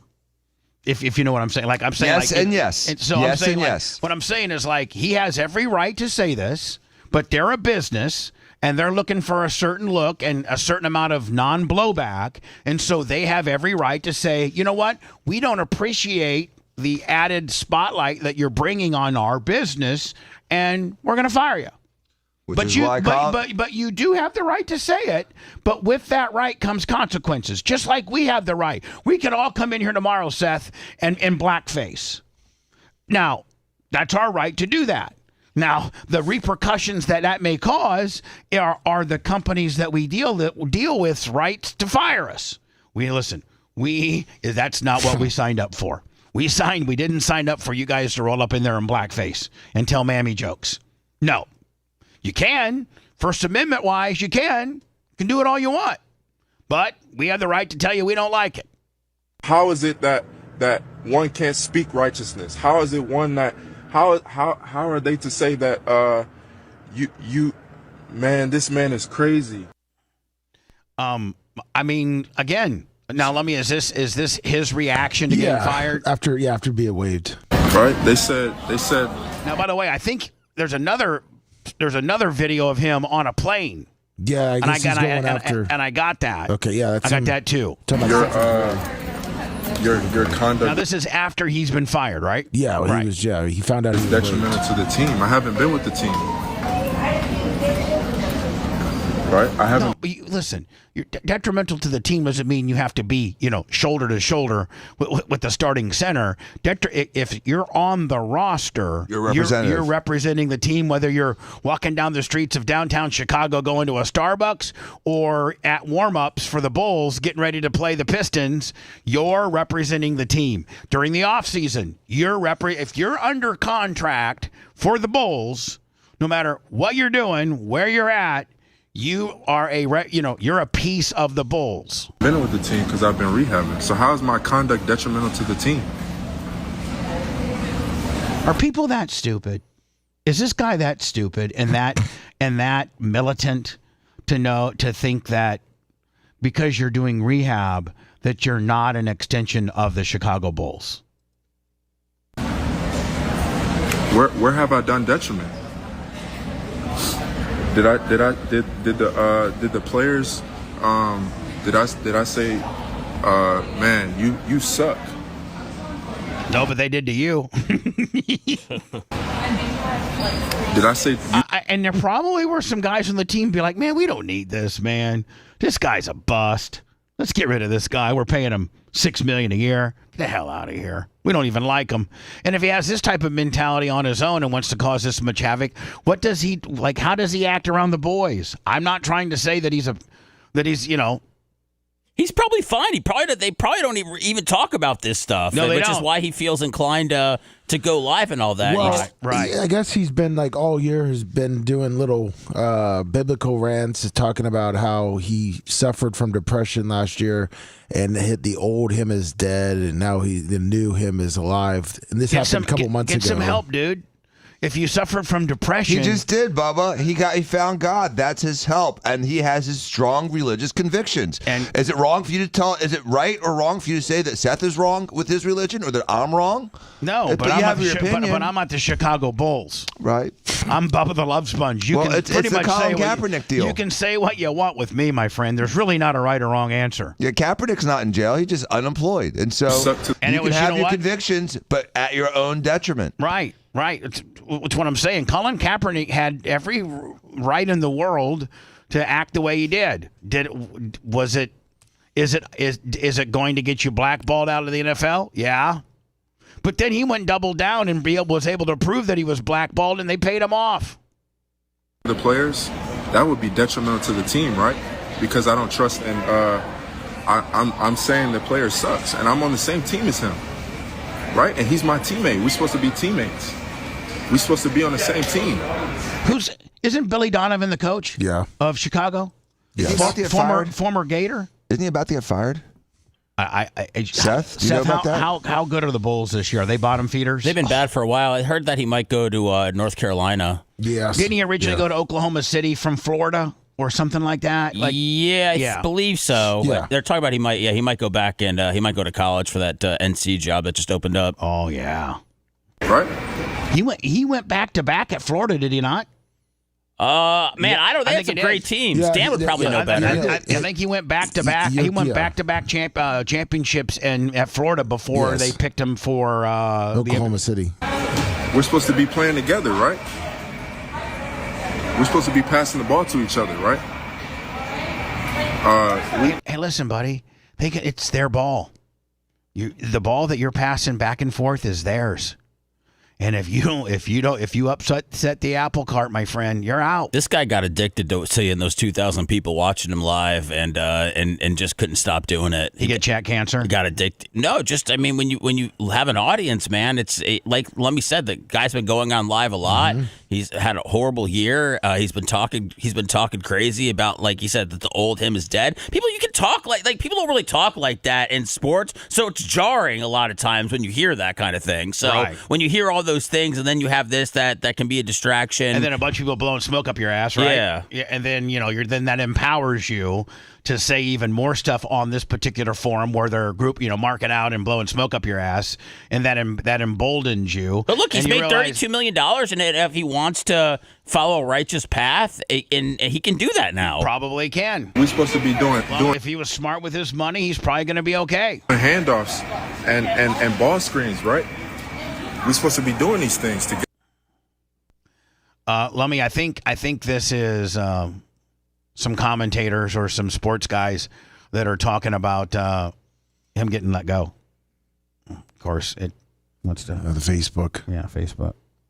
And I feel like that's what's going on with Jaden Ivey right now. He has been waived by the Chicago Bulls for the rant that he went on social media. He had deleted all his Instagram posts and went on a rant, and he targeted the LGBT community. He was talking about religion, Judgment Day, people not taking God's word serious, and he said that the old version of himself is dead. And when he said that, I feel like he's talking about the basketball version of himself. Now, earlier this basketball season, he was talking about depression, and we all felt where he was coming from because we all deal with certain stuff. And athletes who grew up playing a game of basketball, they deal with a certain type of depression because some of them don't really know who they are. So maybe when he got hurt, he was dealing with some stuff and he had an awakening. But why is it when some people go through stuff like that, they go very far left? I feel like we all know somebody who, when you talk to them, they had an awakening and it's damn near like they got drugged and they're not even remotely the same person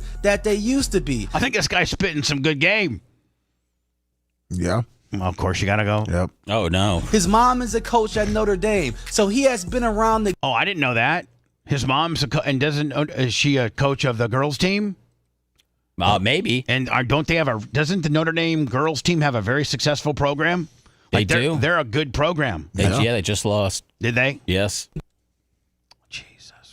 And maybe he's just tired of her. Maybe he realizes there's something else up there and he needs to go a different direction because the old version of himself is not the person that he wants to be. But I feel like his loved ones need to be very close by his side right now because something is definitely going on upstairs for him to get... Yeah, I think...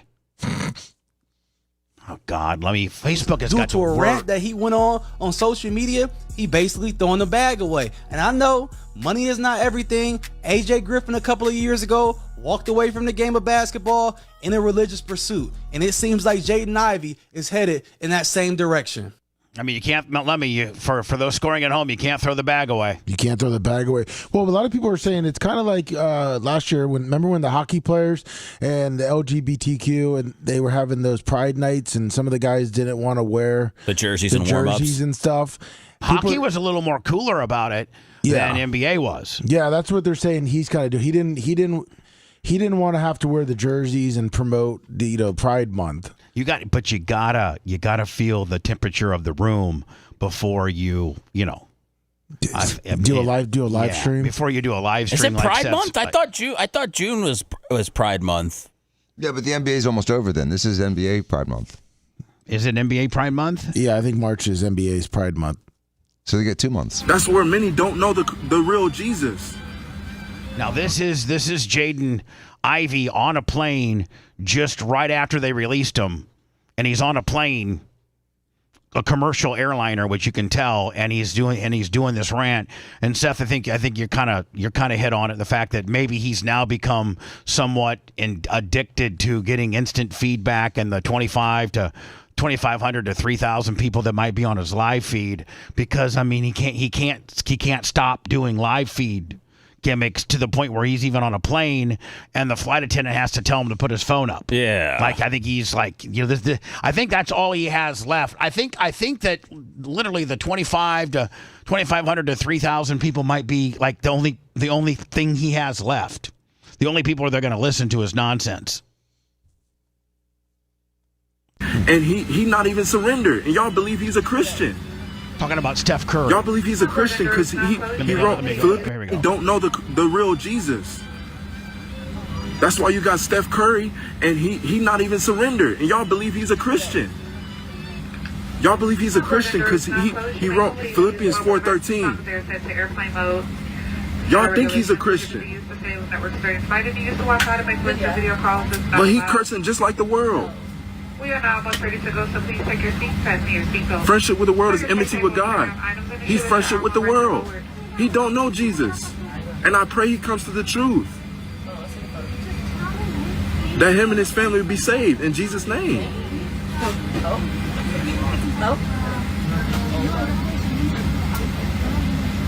Because all that stuff is not going to matter on Judgment Day. All them rings he got. Oh my God, man. Yeah, this guy's off the chain. Wow. Oh yeah. All them rings LeBron got. All them rings Michael Jordan got. No one's a Christian except him. Yeah. Right? They said your all right. Your conduct. Well, this happens a lot to people that just find the Bible and this Christianity, is that they go so deep and so strong in it that everyone else isn't. If you're not as like profound as they are, well, he's going to Bible himself right out of the business. I think he did. I think he Bibled himself out of the business. No, he's done there. He's done. Yeah, nobody's going to pick him up. He's done. He'll be playing in the China Basketball League. When I come back, Dr. Dan's here. Supposedly they have this new PRP-based treatment. It's called the O shot, Dan, where they actually inject a woman's clitoris. Oh my God! With PRP to give them supposedly better orgasms. Are you offering this at Diaco Institute of Plastic Surgery, or I'm not offering this at Diaco Institute. Have you heard of it? Yes, I have heard about it. He offers it in his own time. If you want a deep dive into the Bubba the Love Sponge show from the past, go to BubbaArmyHQ.com. We'll be back after these words.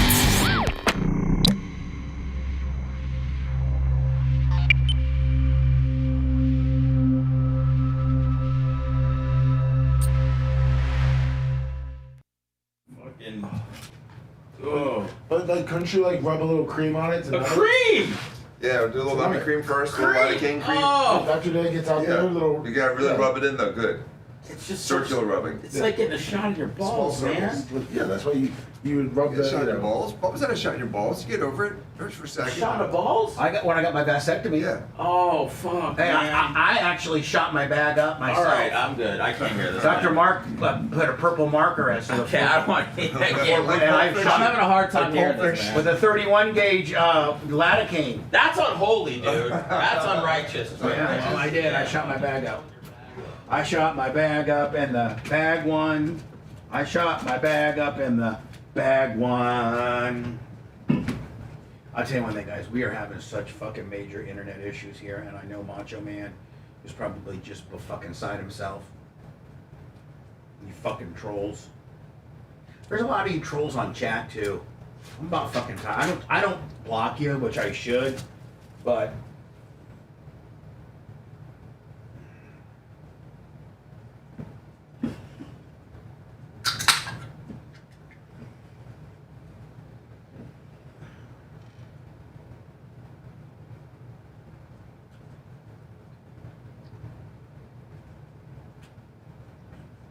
Yeah, when I got my vasectomy,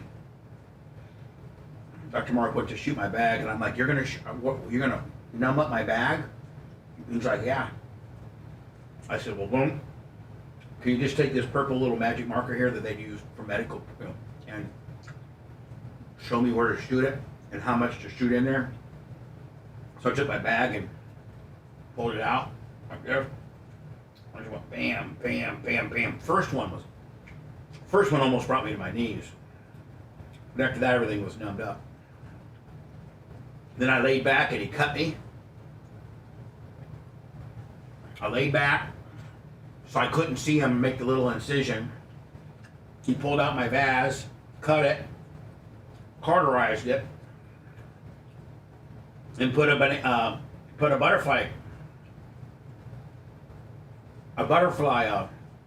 bandage on it. And I don't shoot any more sperm. I will tell you this though, if you get a vasectomy, it does fuck up the sensation of having an orgasm still feels good, but you don't have as much nut.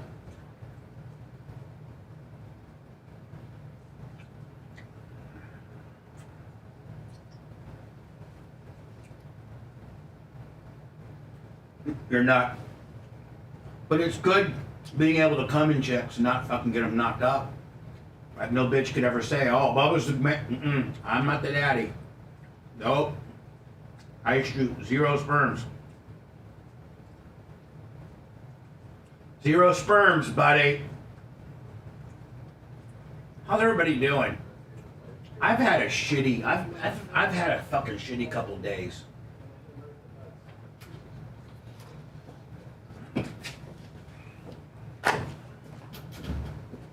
There's my lum. There's my right-hand man, who's a pretty good dude. Yes, sir. But Macho Man just has to be full fucking hot on this whole internet deal. 100%.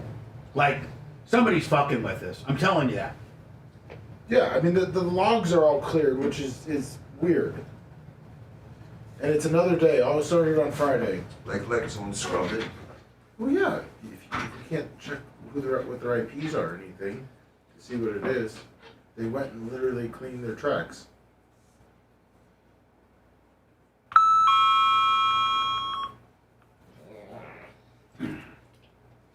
I hope all you fucking trolls that are fucking with us, I hope you jack off and just think about us and just fucking know that Who's doing what? What's happening now? that you're fucking with us and that indeed you really are causing us some.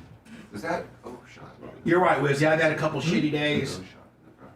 I hope you're okay. Yeah, but it wasn't today. I'm sorry you're having shitty days. Oh, okay. I think it was Sunday. Shitty days. Yeah, I think it was Sunday. We can't let the internet Monday morning. get you down. Because I remember seeing it or no, actually, it might have been Oh man. I don't remember seeing it because I look at the emails. It might have been Friday. Hey, Dr. Dan's car fucking scared us out there. Why? Fucking lights turned on.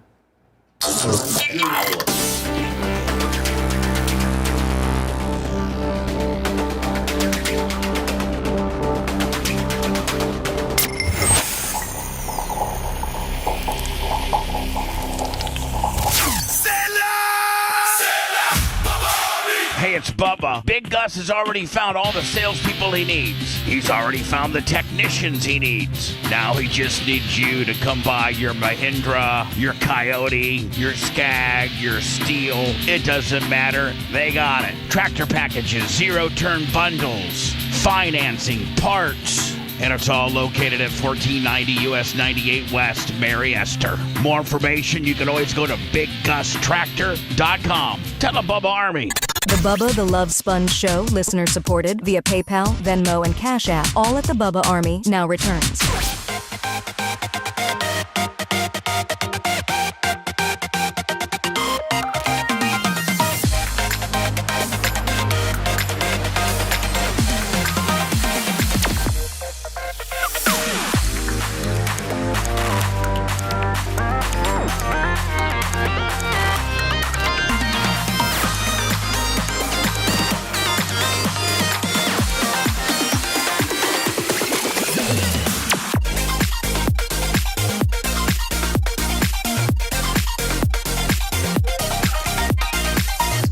for it. Seth just came in full triggered and started blabbing some stuff about Dan's truck or car causing him anxiety. And I'm like, whoop. Hold it for the show.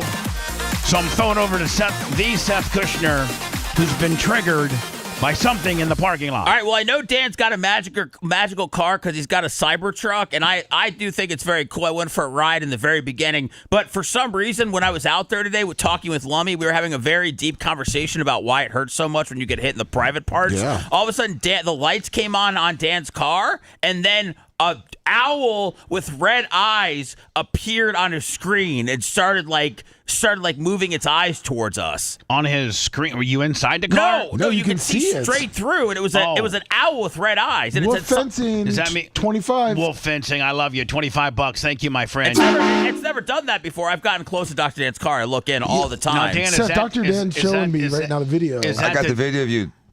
So is that the defense? Is that the built-in Tesla defense mechanism? When somebody gets too close to your car, it automatically starts recording, so that if somebody was to damage your car, you actually have it's almost a Ring door camera version of the car. Exactly. It's when someone's close by, it starts recording, and then it saves it and tells you there's a liberal close to your car. Hey, did you get to pick the owl, or does the owl just pop up and you know? I guess the owl just pops up because when I'm close to the car, it doesn't see me as a threat, and maybe it's because you have the fob in your pocket. So if you have your fob, then it knows it's the owner. Oh, so there you go. You know, I scare easily, but leaving and Lummy it even shows you what side of the car it came from, right? Oh yeah, this is up, guys. So Seth, you're on the passenger side of the car, and it's recorded you, and the owl scared you. Well, it's like I said, the lights started going on. Normally, I feel safe when I'm with Lummy. I mean, who doesn't? But yeah, just know that if you've peed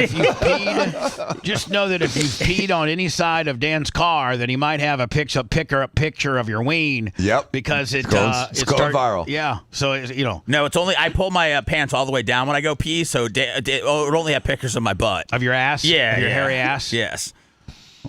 You're showing everybody. I can't afford one, and I don't have a truck payment anymore on my truck. It's paid off, but my sister's the co-signer on it, so I don't own it outright. But she'd sign it over to me if I wanted. I really would like to get a Tesla truck, but I just don't. I can't. I would love for you to get one. That way you can stop bitching about the gas prices. Yeah, but I just they're $100. Aren't they over $100,000? No, you can get Teslas for cheap now. There's a zillion of them on the road. They do hold their value, but they just came out with a new $30,000 one they're going to start releasing. Well, beautiful, too. Maybe I can get one. It's a beautiful car. A $30,000 Tesla truck? Mm-hmm. No, not a truck. Just a car. Well, but you can get the Tesla truck for about $60 if you get one without the three engines. That's a lot of money. 3 motors. That's a lot of money for me. 60. I mean, I know 60 is what you make, for a boob job, but I'm just saying. Maybe you guys could split it. No, me and Dan owning something wouldn't work at all. Because we couldn't own a plane together without a problem.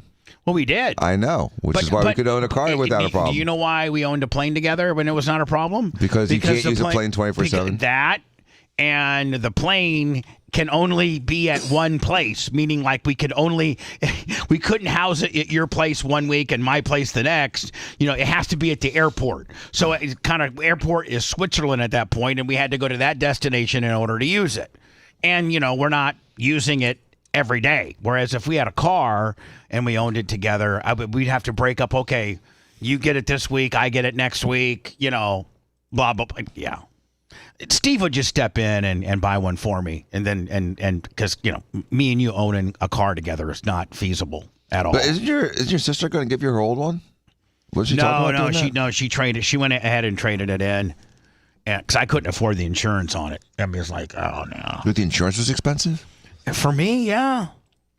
When you add it to my other stuff. Just adding on another car is going to change your insurance that much? Yeah, a lot. Come on, do you have added cars? When you're insuring an $80,000, when your truck's worth, 22, and the used hand-me-down Tesla is worth 60. Yeah, Dan, I don't make the money you do, buddy. I mean, I live paycheck to pay. I literally live paycheck to pay. I live paycheck to paycheck and don't even take a paycheck and scrambling around to make payroll. You know that. I mean, you have to make, but if you have 4 payroll. cars, you add a 5th car. It's usually not that much. I don't got 4 more. cars. And Dr. Dan, your comment, by the way, really triggers Macho Man. So if you could just avoid saying that. Yeah. What about getting going electric? Yeah, that really triggers him. Saves money because you can plug. Because in your car. you're not Johnny Energy Saver either. And Dan saw this coming. That's why he got this. He knew that this was going to happen. Dan, hold on. Let's just be honest with each other and quit bull crapping around. And that he has intel at McDill. Dan bought the Tesla not because it's electric. Dan bought it because it's cool looking. And only pimps have them. So, he by the same time. That's not why I bought it. But, you didn't buy it to save money. Otherwise, you would sell your house and downsize. Otherwise, you wouldn't have you still have a pretty intensive and pretty, you would sell all your gasoline cars because, you can't own a Lamborghini, a Porsche, and a Tesla and be Johnny Electric Guy. Like Tara, her and her husband only have 2 cars. They're both electric. But he can be Johnny Electric Guy when gas prices are through the roof right now. He can be, but he can't be Johnny Electric Guy all the time because he's also Johnny Fossil Fuel like a mother effer. Well, yeah, of course. His relatives. But if you're going to be Johnny Electric Guy, you're going to have to go ahead and put solar panels on your big ass house and get solar power there, not be hooked up. So you're saying a guy just can't be gay? He has to have gay orgies That's to right, be gay? Yes. But no, Macho Man's what he's mad about too is when you say that you're the reason why our power bill is up so much because people like you. Oh. Just because you're not doing the gas, you're raising our power plugging bills. in. Yeah, you're plugging in. It's my fault. It's my fault. The gas prices are my fault. No, it's not. The fuel prices are my fault. But you're not. Electric prices are my fault. Dan, you're not Johnny Electric. Don't try to act like I'm not Johnny Electric. No, I never claimed to be Johnny Electric. You kind of position yourself to be Johnny Electric. Nope, that's not what I did. Can I get backing, please, on this? What I was trying to say is I'm Johnny Rotation Crop. Okay, if tobacco's not working, then I'm going to sell rice. If rice isn't working, then I'm going to sell corn. And so having different options. Which, by the way, Dan could never be a farmer and sell either, ever. Let's just be honest. What do you mean? You couldn't be. He could ride the tractor. And I'd love to have a farm, Bubba. He could tip his hay hat, Dan, or straw hat. You could never. You'd love to have. You would love to have a farm, but you couldn't be a farmer. Well, it depends on what you mean by being a farmer. Like, I'm not going to pick the strawberries. I'll pay my kids I don't to know do that you could. I don't know that you could get the equipment to plant the strawberries. Come on, dude. You don't think I can figure that out? Dan would make the annual corn maze for the kids, and I think that would be the. He'd have the annual crop circles. He'd have the annual pumpkin ride, and that would be his farm. The extent of him being a farmer. You're not a farmer. You're a plastic surgeon and attorney. That's the furthest thing from a farmer. Do you use public charging stations, Dan? No, I use my own. Okay.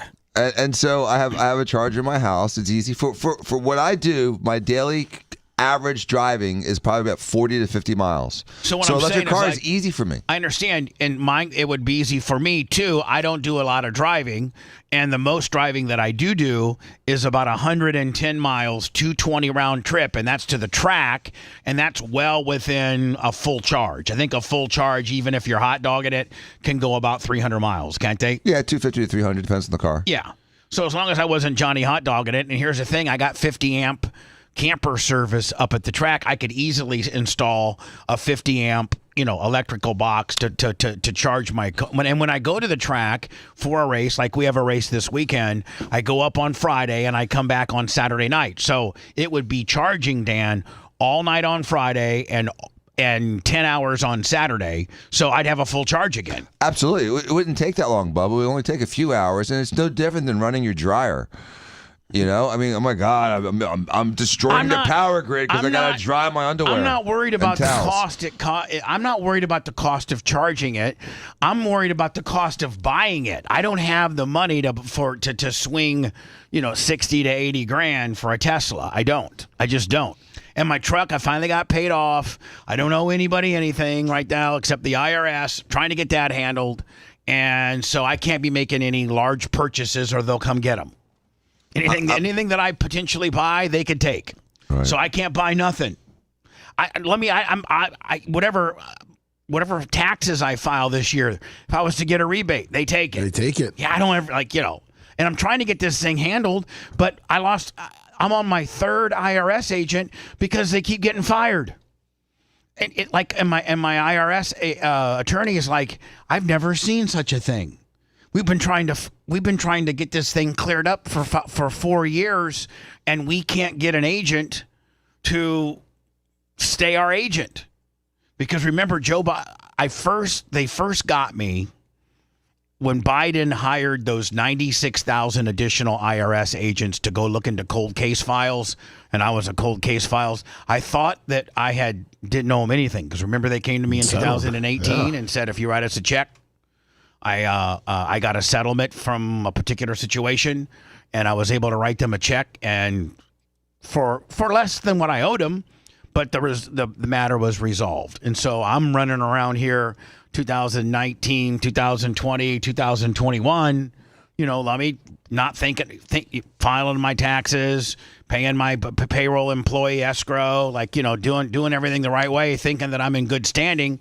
And then all of a sudden this woman shows up in a beat up Saturn with an IRS badge in 2022 and says, I have an appointment to talk to Bubba Clem, Merch Crick, who, at that point, she intercepted all people at the front gate. Yes. Said, well, give me your card and I'll have him call you, but he's on the air right now. She showed the bitch, her name was Mary Ann, and she drove like an old beat up Saturn, and she had an IRS badge, and she wanted to come in and talk to me, but we were on the air. So I called her afterwards, and she's like, yeah, I need to talk to you about the $118,000, or maybe it's $180. I don't know which one it is. It's one of the two. It's the discount that they gave me. And I'm like, well, I paid that. And my agent, and I even had his name. His name was, I forget what his name was, but he was a Hispanic guy, and he was the greatest. Let's call him Carlos. And he was great. Sat up right upstairs. When Tom Bean's office and Jim Martin, my attorneys, my accountant. Remember when they had offices upstairs before I turned it into my apartment? Yes. And so, I sat right up there with him, and he's like, listen, with this check, I got a settlement and was able to write the check like $108,000 to the IRS, which got me clear. But it was, about $108,000 or $118,000 less than I owed. But the guy's like, if you can pay us in all one lump sum, you're good. So I thought I was good. And little did I know, there's this little provision in the IRS tax code that say if you start doing good again and making better money than when we settled with you, we have the right to go back for, I think, either 5 or 7 years and collect the tax break that we gave you. Which Dan, that's the most absurd stuff ever. That's like saying I cut a plea deal, with the state attorney to get probation, and they come back to me after I serve my probation and say, you know what, we're going to go ahead and make you do that 2 years in jail. Nobody. It's ridiculous, Bubba. It's shameful. It's IRS stuff, and so they come to me. So now I'm fighting it. And, we've offered them an offer of compromise. We've showed them what I make. We've showed them my personal taxes for the now going on 4 years, and they won't accept it. They're holding my feet to the fire for the full amount. And Mary Ann, that was 3 agents ago. She got fired. And then Trump came in and fired the 96,000 people that Biden hired and really trimmed down the IRS. But now I can't even, literally, we can't even get anybody to take our phone call over there. And so I don't even know, my accountant's like, listen, don't buy anything. I don't own anything. Nothing. I don't own nothing. The house I live in, Merch Crick owns. I'm nowhere to be found. So I'm afraid, Dan, if I would go out and make a purchase of a used Tesla truck or something, I'm afraid they'd come get it, because they're in the back and forth negotiation portions, they're like, we're gonna put a lien on this, and I said, listen, bitch, lien everything you want. I ain't got you. And you know what saved my ass is they can't put a lien on my truck because my sister co-signed on it, so I don't own it outright. So that ended up being a great thing. You know what I'm saying? Look at that. Yeah. The loophole. Yeah. So Tara's like, hey, I know that you paid off your truck. Do you? I'm like, no. I need to keep you on it. I don't want to. I don't want to own it. In fact, I might just sign it over to you. Let Tara own it. There you go. Then and you just borrow it. Yeah. So anyway, the IRS, man, what a bunch of dicks. What a bunch of dicks. Did you? Speaking of which, does Tiger Woods not have somebody that can talk some sense into him, or is he doing that much shady stuff that he doesn't want anybody to see it? It's the guy that used to bang Perkins waitresses in the parking lot. Yeah. That's true. And he's worth it's like $1 billion. almost like you, Dan. Like, I think that you would be in the, Tiger Woods? Yeah, I think you Without the drug addiction? No. Without the chemical drug addiction, without the opiate addiction, you don't like people driving you around, and you don't want people knowing where you're necessarily coming and going from. Agreed. And so if somehow, way, shape, or form you had gotten yourself into trouble, I'm not even going to predict what would happen, but let's say that you did. And Steven went to you. You mean if he flipped his car multiple times over the years? Yeah. If you had a history of being a bad driver for whatever reason, and finally your family came to you and like, Dan, we're going to hire you a driver. You can't drive anymore. You can't come and go freely as you want. You have to have a guy drive you. You would tell Steve, it'd be the biggest fight ever, and you'd tell Steve, pack sand, buddy. Nobody's driving me around. I don't want this guy knowing where I'm coming to from, going from where. And I don't screw off. Well, give Dr. Dan the ego and give him $1 billion too. His net worth. Yeah, is and you're worth $1 billion. You're worth I'm not driving anymore in town. I would absolutely succumb to that. If I had $1 billion, Bubba, I'd have this big Mercedes Sprinter with a pull-down bed in the back and big captain's chairs in the middle. And that's how I go taking you around. to your private jet. Taking me to my private jet. and my big ass yacht. And with my house full of bitches. With six, my farm. 6 28-year-olds in the Jeep 650 ready to go to Fiji or Bora Bora. And Dan's going to buy the Field of Dreams farm and field to get a little 2-in-1 deal. Exactly. We're playing naked baseball high. If you build it, they'll come naked and high. We're all coming. I got to think, man, out of all my friends, if they were to become a billionaire, you might be the funnest of all my friends. Oh, definitely, dude, because I'm going to piss away half of it. I am. And we're going to have a good time. And here's what I'm going to do. I'm going to piss away all of it because I'm going to go ahead and try to figure out how much longer I'm going to live and then give myself a budget each year. So I'm going to say, okay, I'm going to live 15 more years. I'm going to live 15 more years. Yeah, you could be a poor-ass person in that 16th year. Yeah, it's okay. I would have done it all, though. Yeah. I mean, if What do you mean? You don't want to? There's nothing that you want to do other than go to Indiana. What are you going to do with the billion? Go to Indiana in a big-ass jet. Yeah.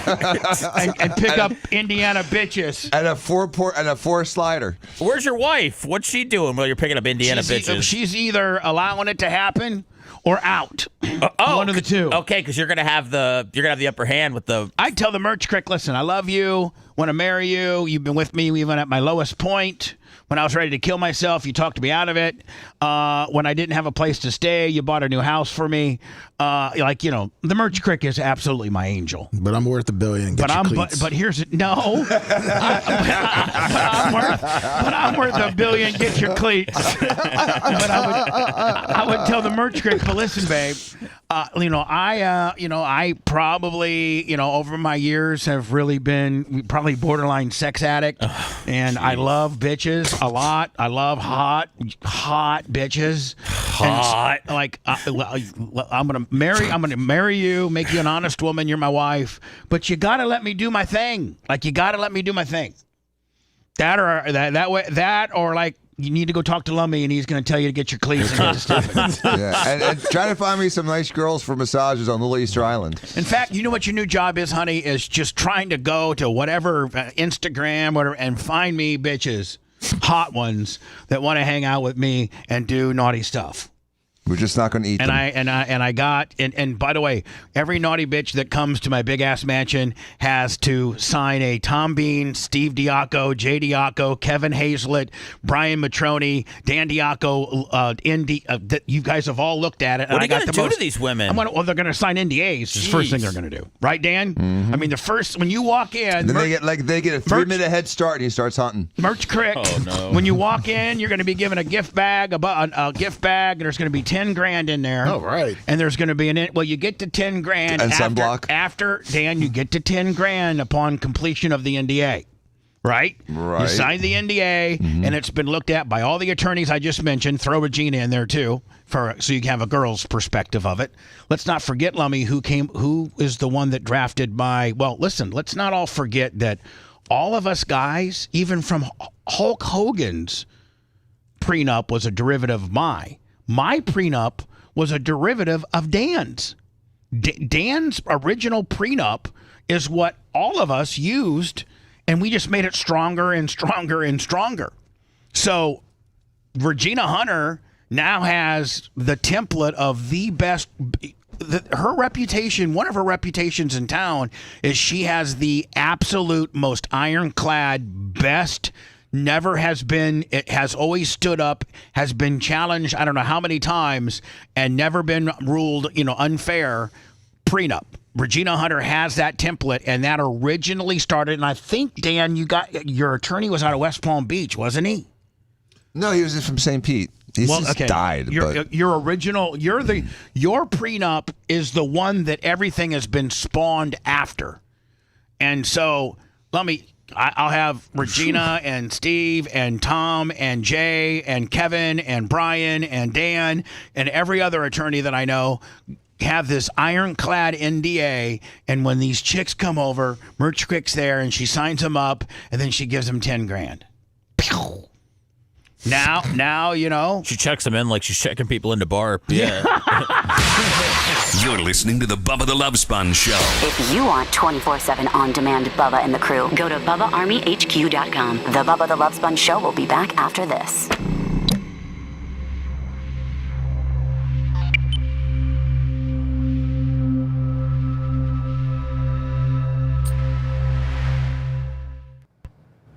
Dan might even give you a coupon for some free tits.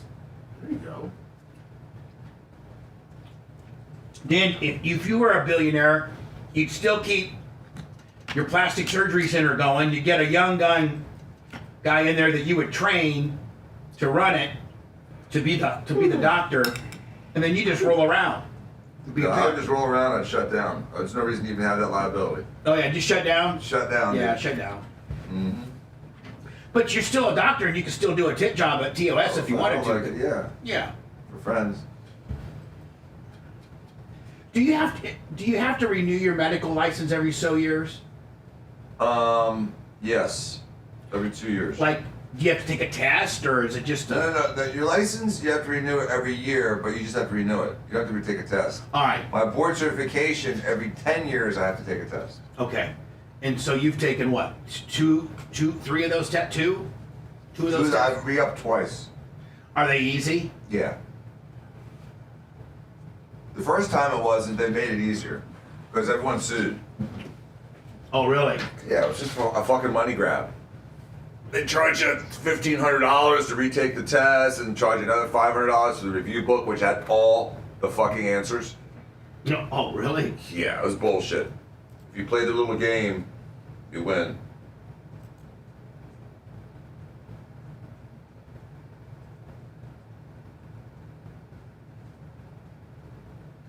Wrong, period. It was mine. I paid $50,000 for it. Everyone stole it.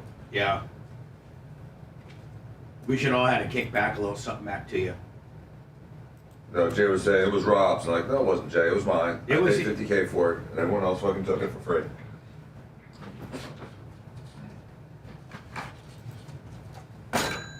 Ooh, I didn't mean to do that.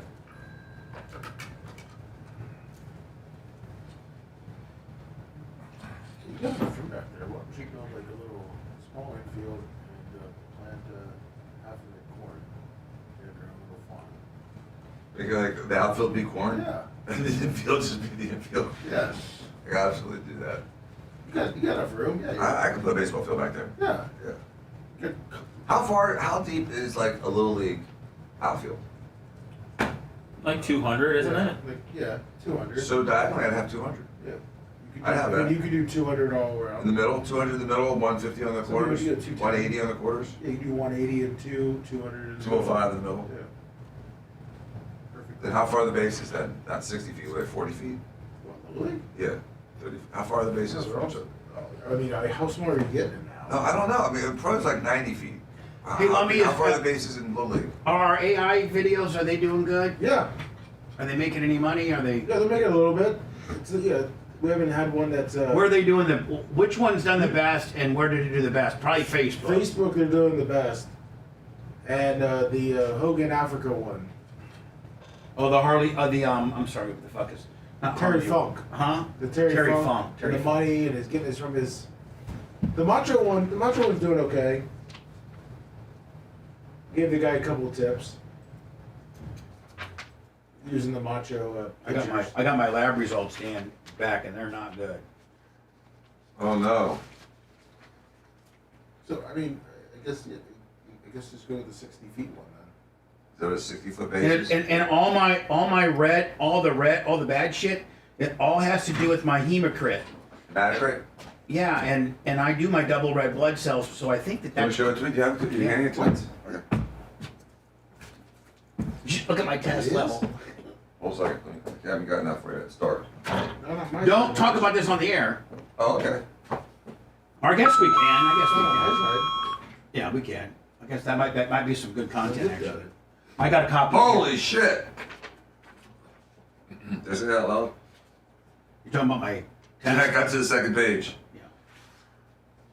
All right, so we'll talk about this. But, here. but dude, you see the first thing in the second page? The what? You see the first thing in the second page? Eat my estrol? Yeah. Is that bad? That's a girl hormone. I'm a bitch. Jesus. Oh, no. Does my high testosterone cause that to be higher? It can be, yes, because it gets converted into peripheral fat. I'm not saying that to be mean, it's just fact. It does what now? It gets converted in your peripheral fat to estrogen. And I got a lot of peripheral fat. I'm not saying that, but that's what happens. When this is that high, it makes that triple.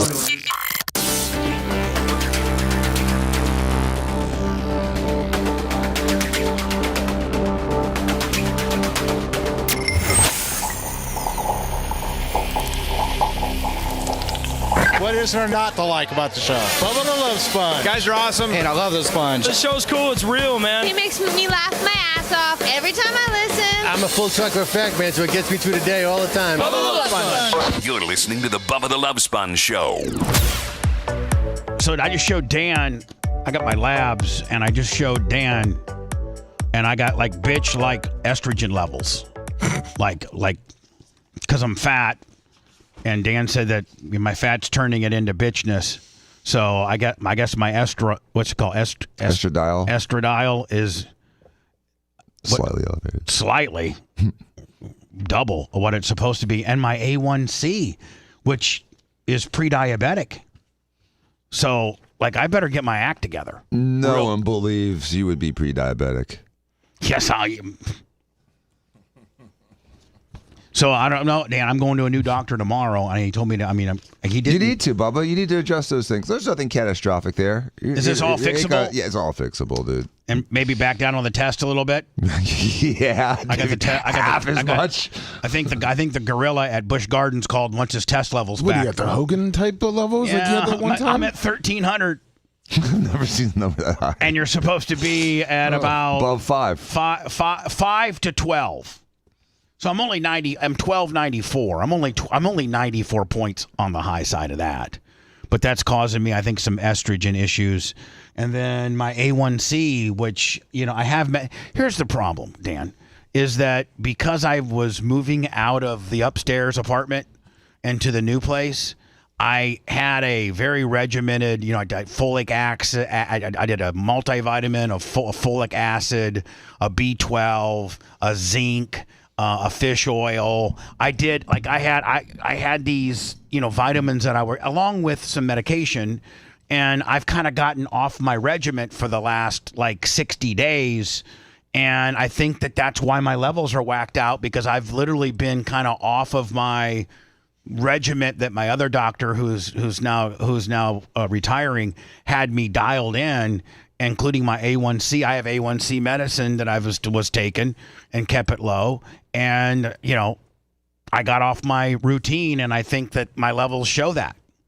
And you've had a shift. And I forgot that I took a shot of my test 1 week, Lummy. I forgot I did one on Monday. And on Friday, I'm like, man, I don't think I took a test shot this week. And I took another one.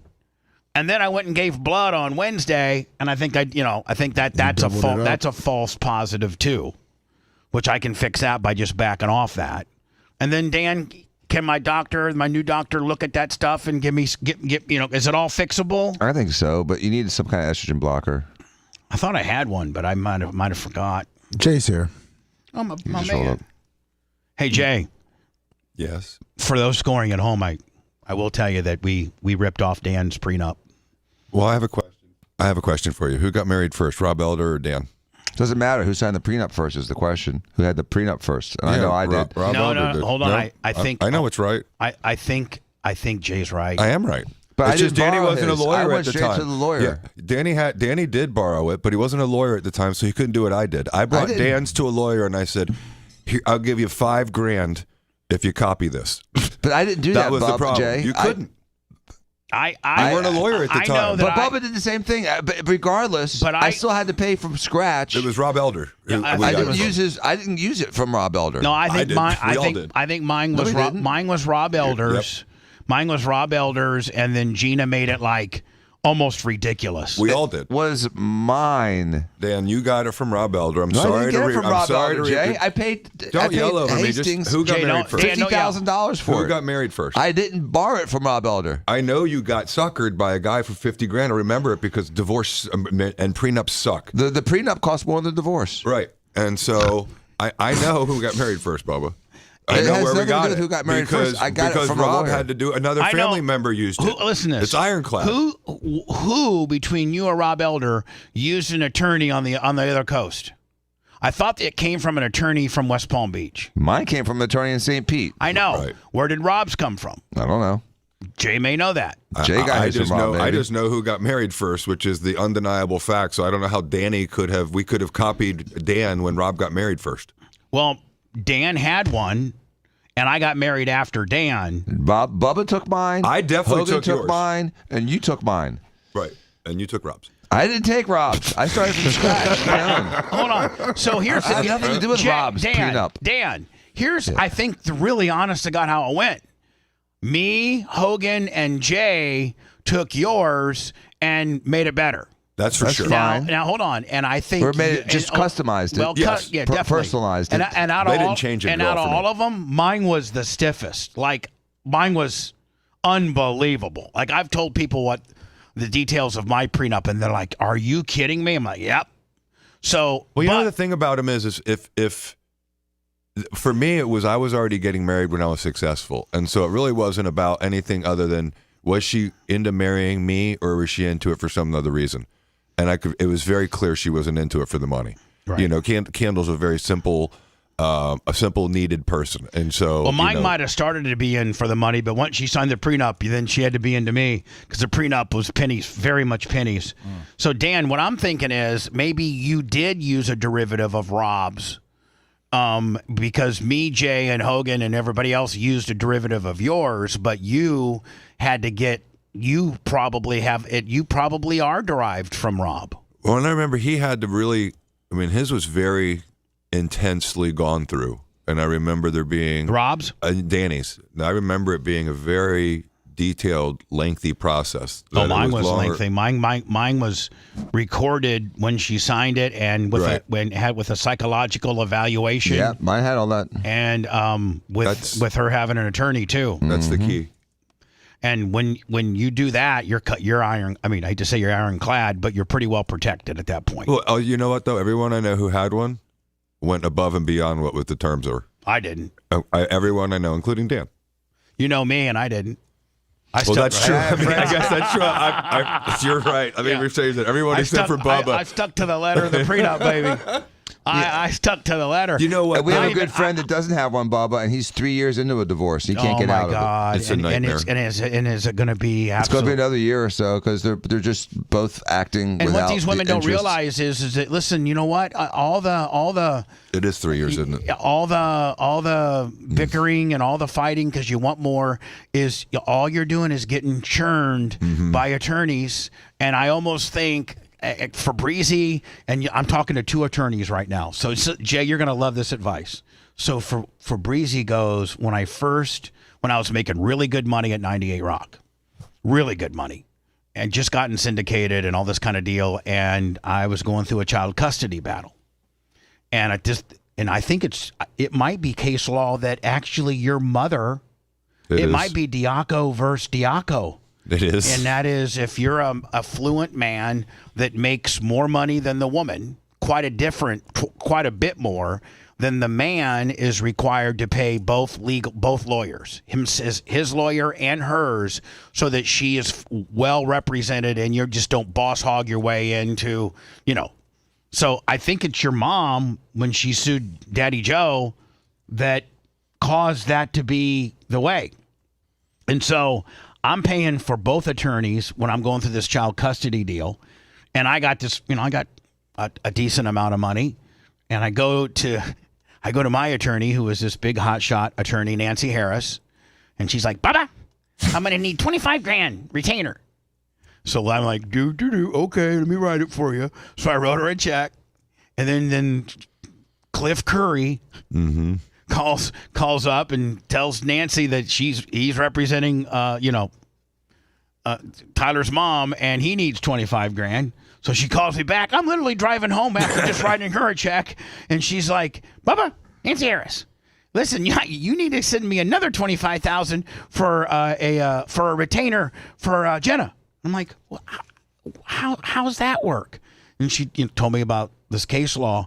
So, of course, I'm like, okay, I'll write it. So I pull into the driveway, and Fabrizi's out, doing push-ups or showing me how big his penis is. Doing a helicopter? Doing a helicopter or whatever. And he's like, why'd you get home so late today? I go, because I've been doing attorney stuff. And he goes, what'd you do? And I go, well, I wrote $50,000 worth of retainers today.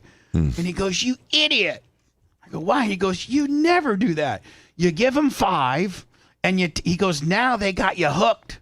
Now they know that you're a sucker and that you'll just go ahead and pay right there on the spot, no big deal. He said, you should have told Nancy, listen, I can pay you 5 now, and then maybe later this month I can get you another 5, and then maybe 2 or 3 months when I get that bonus, I can get you 5. He goes, at that point, they're going to settle this thing fast because they know that you're not this big whale that's just writing checks. But if you're this big whale that's just writing checks, they call each other and say, we got one on the line there, buddy. Let's keep this thing going.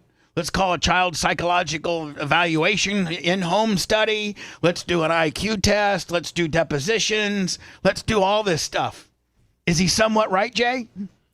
I don't think the call part happens between the lawyers, but I think that when someone strokes out a $25,000 check twice in a couple of days, they all know that this is going to be a process that you're going to draw out to at least. That's why I don't do this type of work. I don't do retainer work. I take a risk on a contingency. I don't like having a retainer and I'm going to burn through it. You have an incentive to settle it because you're paying the bills. I'm paying all the bills. I'm taking all the risk along with my client who trusts me, but it's just different when you take that kind of a retainer. So yeah, absolutely. People know when they get someone stroking 2 $25,000 checks out in a 48-hour period that they got a fish on the J. Yeah, they had a fat fish on the J, a whale, if you will. Yeah. Fabrizi's like, you idiot. He's right there. I mean, there's no doubt. That's street law there. Can you put me on a payment plan, please? Like, hey, Nancy, can I? He's like, man. He goes, I go, why can you? He goes, yeah, you're done. You've already showed your hand, bud. You're done. But that's the process with this. With divorces and family law in general is it's so nasty. The lawyers, they don't overtly speak about it, but they will. And what was the guy's name that represented Balea? Ray Raful? Wasn't that guy's name something like that? Yeah, that's who Heather had too. So there's lawyers and law firms who are notorious for being very aggressive and dealing with a lot of discovery. I almost punched him in the face in the those first types deposition. of cases, and so. I don't want to fight over a spoon and a wastebasket. But Ray Raful couldn't understand that my prenup. Listen, Ray, there ain't. By that point, I had Gina, and she's like, Ray, there's nothing. We've already been in front of the judge. The prenup stands up. There ain't nothing to talk about here. Boom. But what did he do to Terry? Oh, he killed Terry. And the other guy, was it Houston and him at the same time were doing it? It was. They were the two representing. I remember seeing, the news every day for a year. Yeah. Raful killed him. So anyway, Dan, I was gonna play this. This is this new shot. I got two doctor type things before you blast out of here. This is what I guess women now are getting an O shot, which it's a PRP based treatment that I think you inject right into the woman's clitoris that can give them better orgasms. Now, if you're not man enough to bring your woman to a orgasm from the knowledge and skill set that you have, or the equipment that you have, and you got to have old girl going down to Dan's and getting an O shot, that's might be on you, my friend. Supposedly, it's also for when women are either coming off of or on their menopause. They're having menopause. Yeah, Bubba, sometimes women have real issues, and it's like difficult menopause deal. Yeah, and hormonal changes and atrophy of the vagina and the external. Whoa. What does atrophy of the vagina? What's that? Atrophy of the vagina means it deteriorates. It atrophies like a muscle in a cast, like an arm that's been in a cast for 2 months. It's not real good anymore. It's not real good anymore, and there's several changes. One of them is internally you lose the vascularity of the lining of the vagina, which is why the Diva laser, and if you call me at 888-8-DIACOS, DIACOS, you can have the Diva vaginal rejuvenation layer, which improves the actual tissue on the inside of the vagina.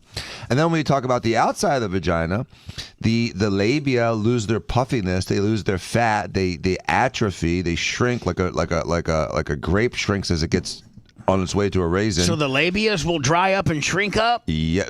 They don't shrink in length. Do you put filler in there? Yes, you can put filler in there, or fat. I've done both. Got to fatten up your vagina, honey. Yeah, Puffy's better than deflated. An O shot is the injection of platelet-rich plasma, also known as PRP, into the clitoris or the G-spot. PRP? The G-spot. Man, that's... Why is it funny just to hear that stuff? I don't know. It's part of his accent. But here's the deal. I can understand maybe getting some PRP in your clitoris, which is external. But, Dan, they're saying they may put it in the G-spot, which that's way up in the guts. It's not that far up.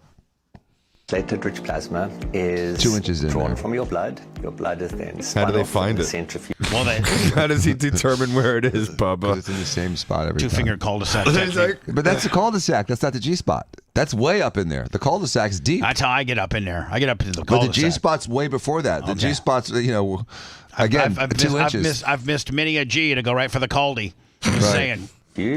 And the platelet-rich plasma component, which is rich in growth factors, is then injected. So, Dan, instead of all this nonsense, you have the vaginal Diva deal that you would probably, in lieu of getting injections into your G-spot and or clitoris, you would probably suggest your technique. They're complementary.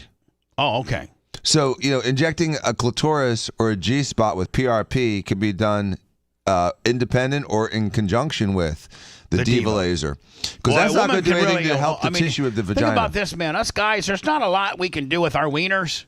Like, there ain't a lot other than maybe take some Viagra or Cialis and try to get a little That's bit. a lot. Yeah, I know. That didn't exist 20 years ago for people. That's a lot. We're not going in there and getting PRP injections on them and have to go clear up into our guts and stuff like guys that. Doing that. Didn't we do a piece on that a couple weeks ago? People chubbing it up. Yes, we did. Well, we have. Yes. Yeah, what was it, a surgery thing? Yeah, it was a surgery. I wasn't here for that. They were injecting, I think, fat or something into No, to get more girth. They also, you were talking about the smooth testicles, and they said neurotoxins. That was talking about Botox in the scrotum. Yeah, that's. I wasn't there for that. Who I didn't cares? call in. I've never been told by a woman, "Listen, your bag's a little rough. Nope. You need to smooth up your bag a little bit." Nobody's ever said that to me. Women don't care about how rough and smooth your bag is. Nope. And if they do, that means you're obviously not bringing it home somewhere else. If she can analyze your bag. and the G-spot. Yes, the first thing you're saying is this is really, really painful.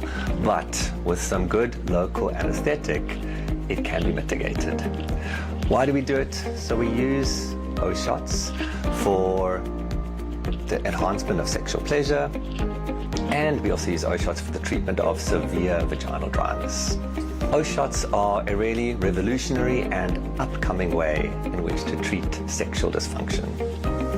Dryness. I sent you a video where it's kind of doing the procedure. The ladies, she talks about the numbing and the procedure. Dan, do they just throw a little lidocaine in there? A little lidocaine? Mm-hmm. A little lidocaine jelly. Whoa, is this playable? It's on YouTube.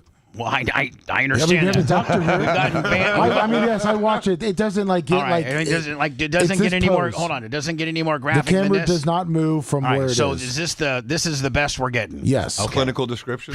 Yes, and Dr. Dan is here to explain it. I understand that, but when there's a big old hairy bush hanging out on here, I don't care if I got Dr. Dan or not. We call that a vagina. Okay. When I got a big old hairy vagina hanging out, even whether I have a doctor and a lawyer and a Jew guy here, we're done. So this is Dr. Kimberly Evans. Did you just smell her finger? Let me see. Oh, please, Scott. All right. No, she just itched her nose. Okay. Itched her nose. But Dan, you could disguise smelling your finger with a nose itch. That looks a lot like a disguised finger sniff. So this is Dr. Kimberly Evans. I am going to do an O shot today. I get asked a lot about ladies that have problems with things like urinary incontinence, vaginal moisture issues. Again, Dan, everything that you advertise the diva does is what they're doing here.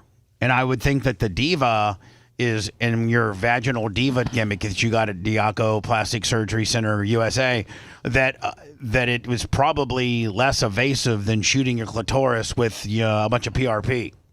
I think it'll probably be a heck of a lot less painful. Sensation issues, these are things that all women deal with as we get older. So what we have, or what I brought to the office several years ago, is actually... Man, I've never been in stirrups like that, and I hope I I'm just uncomfortable. Oh, man, you don't know what it's like to live in stirrups. Oh, God. Oh my God, I'd be embarrassed with my BH just hanging out there and oh my God. Yeah, and Dan, I don't know of any procedure that I would like. What would a man? What type of procedure would a man be going through that would have to make us be in this position?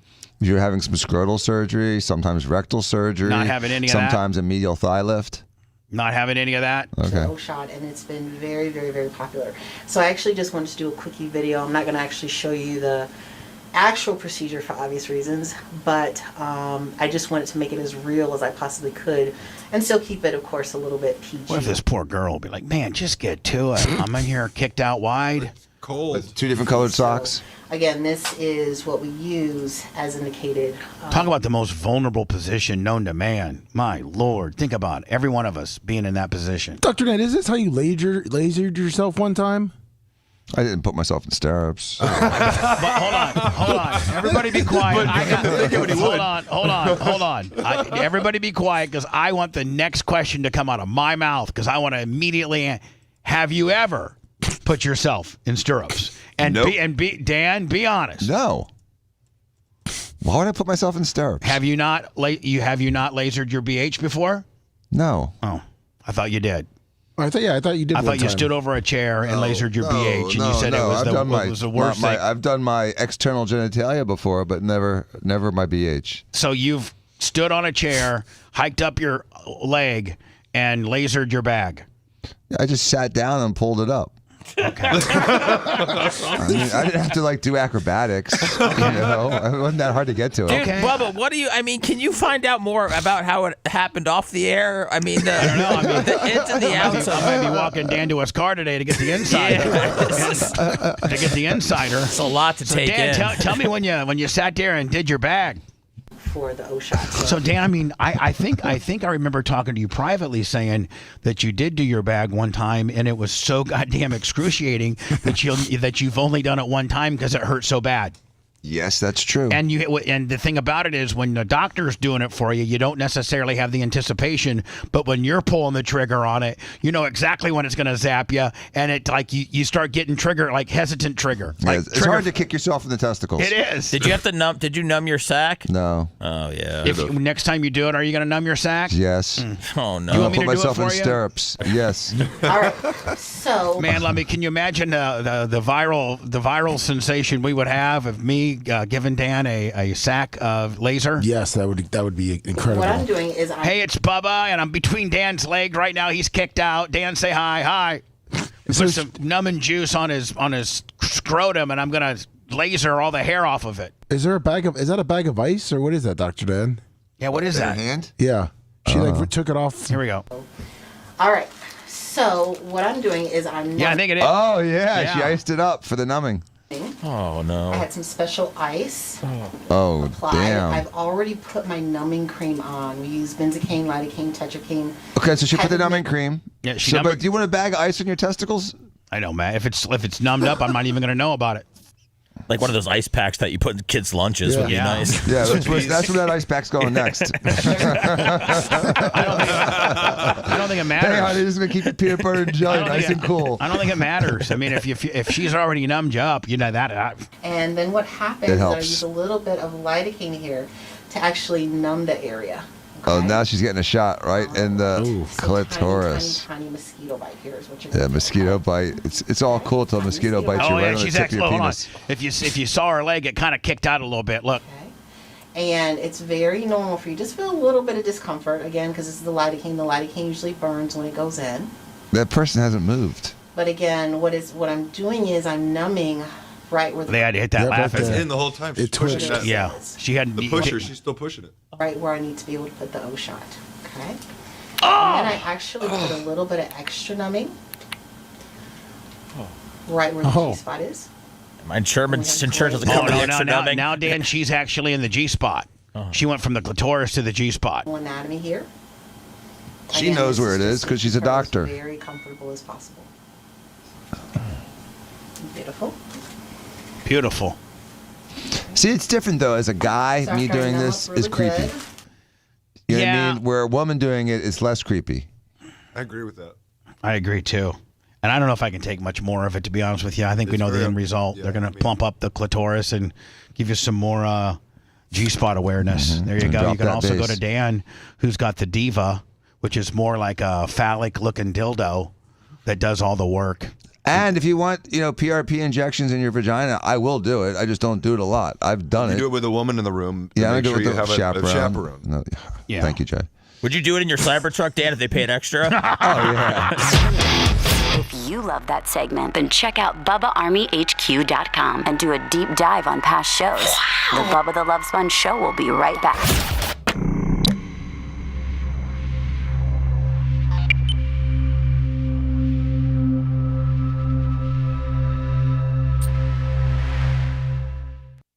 Okay. I get a dog bark. That creeps me out, man. That's Big Brother. The owl's creepy. Yeah. That whole thing is weird. Are you leaving, Dan, or sticking around? I can stick around for another 10, 15 minutes. Good, because I want to talk about this one headless organ gimmick. Yeah, I want to talk about that too. Yeah. Can I borrow your glove for a second? A what? This. Are you going to go through the ball a minute?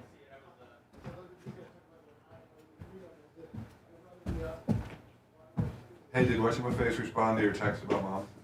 Yeah, he said fuck off like I told you. It's like, wait, I mean, I know he didn't say that, but yes. Like, Yeah, that's what he says. I told, Dan, just so you know, I told Steven. from Steven, from the start when he asked me the question, I said, I've had them, that's not the way, that's not the way it works. Exactly. What happened, Jay? My mom broke her back. Yeah.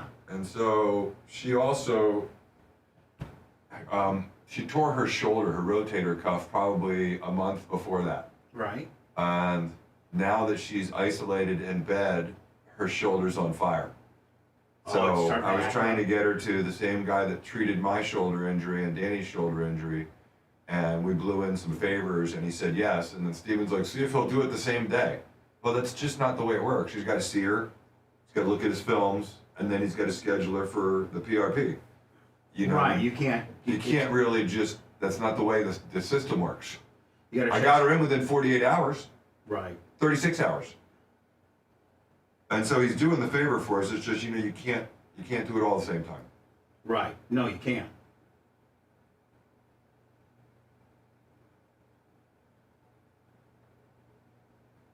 So, your mom likes to get around a lot, right?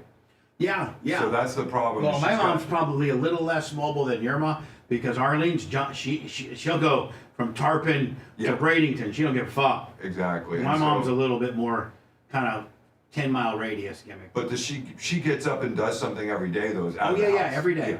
My mom is like the whole same being way. sedentary and being in bed is like the worst thing for her. She's at mass every day, 7 days a week at 7:30 in the morning. So now she's just miserable. This is killing her. That's killing her. So Danny's got some kind of guy that she's going to see on Thursday that could inject her with a cement that works immediately. So if she's a candidate for it, there's some sort of JB Weld for her fucking spine. Really? Yeah, it's like I never even heard of it before. Steven told me yesterday. I've we were heard talking of it about the before. plan of action. My buddy Larry Plummer got it done. Was it the same type of thing? Yep. And did what they say could be immediate relief. Well, within a week he was pretty much back to work and well, I'm praying that's going to work for my mom. So it worked for Thursday, him. JB Weld for the old spine.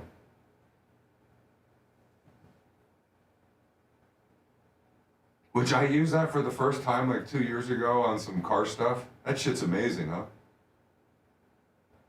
Well, yes, under the right application. Yeah, just for certain things. Yeah. Duct tape stuff that you need to just fix on the fly. Right. No permanent fixes. Like you wouldn't want a high volume pressurized. No. Or high temp. Right. I just got a race car one time that had some, body things that needed a little bit of love, and I was able to kind of that's where it's retweak, put that in there, sand down, and I was able to do some pretty decent stuff.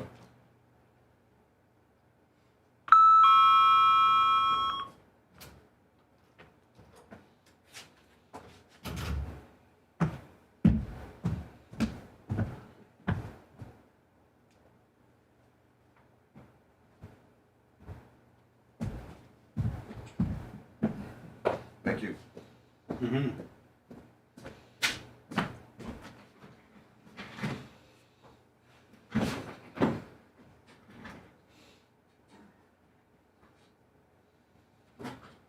So Dan, what is this stuff they could inject in mom? Maybe is she definitely a candidate or maybe a candidate Thursday?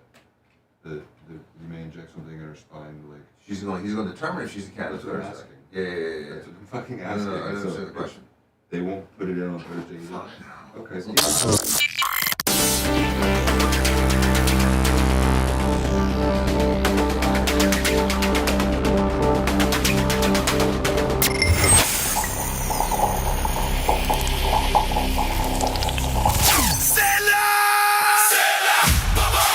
No matter what your emergency may be, a lockout, maybe you're in the ditch, dead battery, car wreck, car won't start, and you need it towed, one-stop shopping, my friends. It's Steps Towing, 800-330-8651, or of course, stepstowing.com. Steps has been family-owned and operated for over 60 years. Anything from a big semi-rotator rig to a regular wrecker to a flatbed willy, they got you. Steps Towing. Tell them Bubba Army. We're back. Oh, gee. Come on. Don't listen to him. We hate him. Oh, man, this sucks. What the? I'd like to move this thing along. The Love Sponge. Back, despite overwhelming public disapproval. It's the Bubba the Love Sponge Show.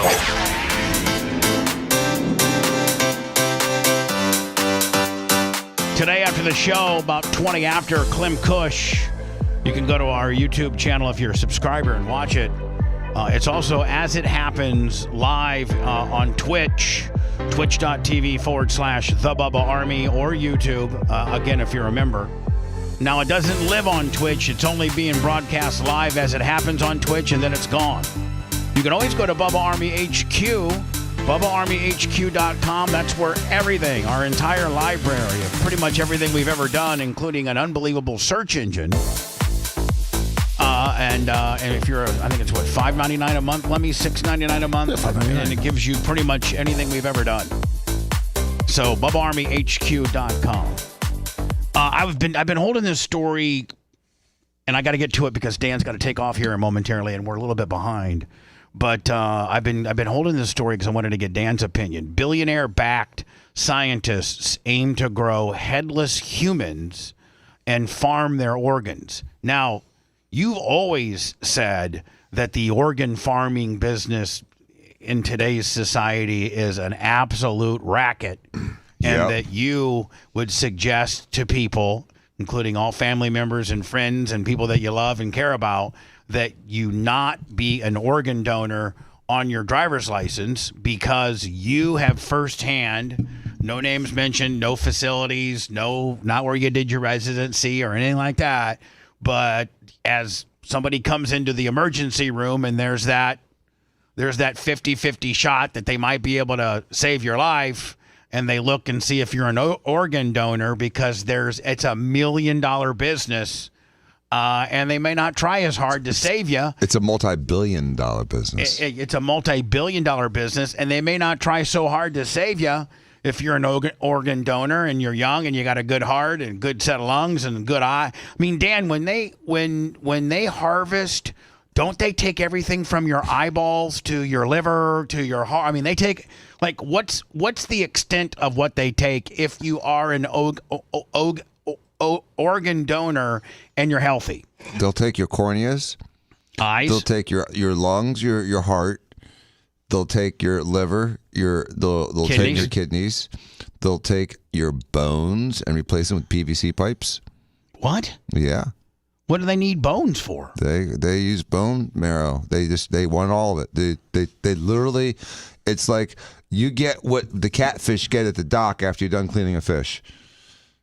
That's what they turn your body into. Yep, you're just pretty much a gutted fish with just scales and a tail. And if you're not an open casket / and you're like me, I prefer. I'm gonna get cremated. They probably go crazy. Like they'll take. I mean, because there's no. They take everything, Bubba. There's and do they take? So let's say you're gonna have an open casket viewing. Mm-hmm. Do they take it? They don't take skin off your face. No. But what I'm saying is, like, do they take all of this before the open casket? Oh yeah, they take it because Bubba, when you're warm, not even warm. Dead organs are useless. Oh, they want them from a living person. They are so much better. If they wait till you die and then they take them, completely different game. Then they're getting bones and stuff like that and corneas. But for the good organs, the heart, the lungs, the kidneys, the liver, they take them when you're still alive. Yeah. Right before they pull the plug. They'll keep you plugged in long enough to get all the organs, and then they pull the plug. Can they take your brain? There's not much to do with the brain. And brains are weird because of that whole like slow virus thing. I got to get a hold of my driver's license and see if I'm an organ donor. Sophia got her driver's license last week, and they asked, organ donor. She knew. Nope. Yeah. You want to register to vote? Yep. Biotechnology company R3 Bio hopes to produce a non-sentient? Sentient. That means a non-thinking. Essentially, it's just like growing an organ without a brain. Bodyoids as an ethical alternative to animal testing, with one investor in the firm hoping that that the tech could allow scientists to harvest lab-grown organs. Billionaires are pumping cash into this cutting-edge tech company that work in production in the production of genetically engineered monkey organs, and hope that lab-grown human parts are not too far behind. The Boston-based biotechnology firm R3 Bio work in the production of living organ systems that are grown artificially and not by supported by any sort of brain, developing these bodyoids as an alternative to animal testing. Their work involves trying to produce things like lungs, kidneys, and hearts from a few cells in a lab and keeping them alive in order to perform experiments on them. R3 Bio have received backing from several powerful investors in the sector of biotechnology, including American billionaire Tim Draper and a Singaporean investment fund, Immortal Dragons. The CEO of Immortal Dragons told Wire magazine that they hope that R3 Bio would soon be able to produce human bodyoids too. We think that the replacement is better than repair when it comes to treating diseases or regulating the aging process in the human body. So, Dan, are basically they trying to make a human with no head or brain because you say brains are useless in the transplant world, right? Yep. And is that what they're basically trying to do here? Well, they don't want to make a human that they have to rip apart. So without a brain, people feel less attached to the human. It'd make a good girlfriend. Just a torso? That's your own joke. None of us laughed at it.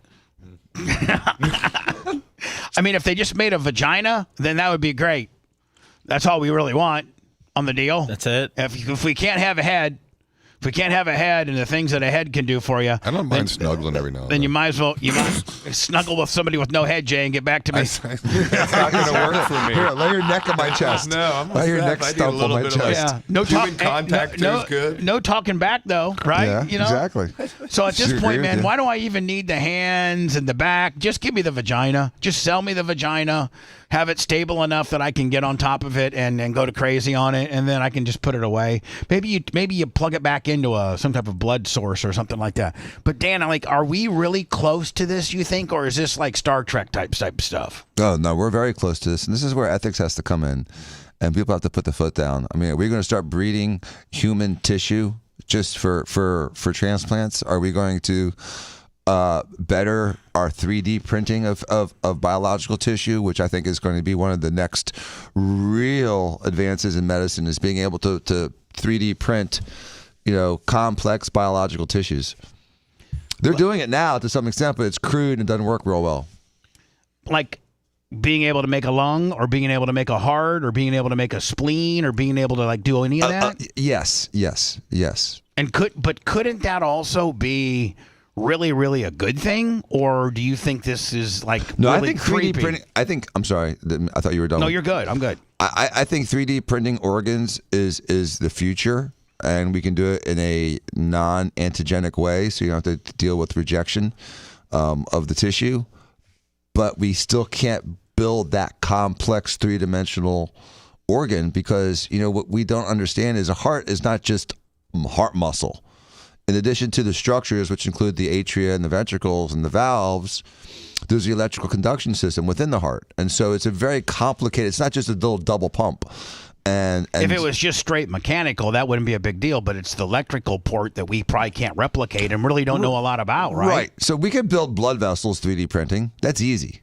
Blood vessels aren't really doing much, but when it comes to building something like the spleen or the pancreas, which has, an outside gland function for insulin and an internal function for digestion, that's going to be a tough thing to build.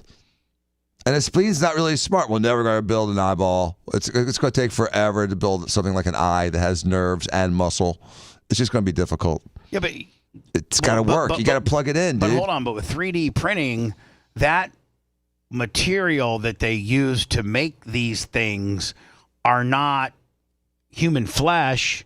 It's plastic or whatever. No. They're using biological material in the ink. It's a biological ink. So yes, they have that already, Bubba. So they can make living stuff 3D printing. Hold on. So hold on. Yes, So they can hold make on. tissue. You're trying to tell me that as 3D printing that I know and that Nick's involved in and all that kind of stuff, it has a material source. Right. And that material source comes in spools and things like that, and most of it's plastic. Plastics or simple metals. Composite. Yeah, Composites. exactly. Now they have 3D printing of homes where the concrete, is what they're injecting. They're using obviously concrete that they can form, but you're telling me that they can print with something that replicates the human flesh Tissue, yes, absolutely, 100%. and what do you throw a whole bunch of Or do they cut my stomach, the skin off of me when I die? They grow it, and then they just use it in a soup, and they print with it.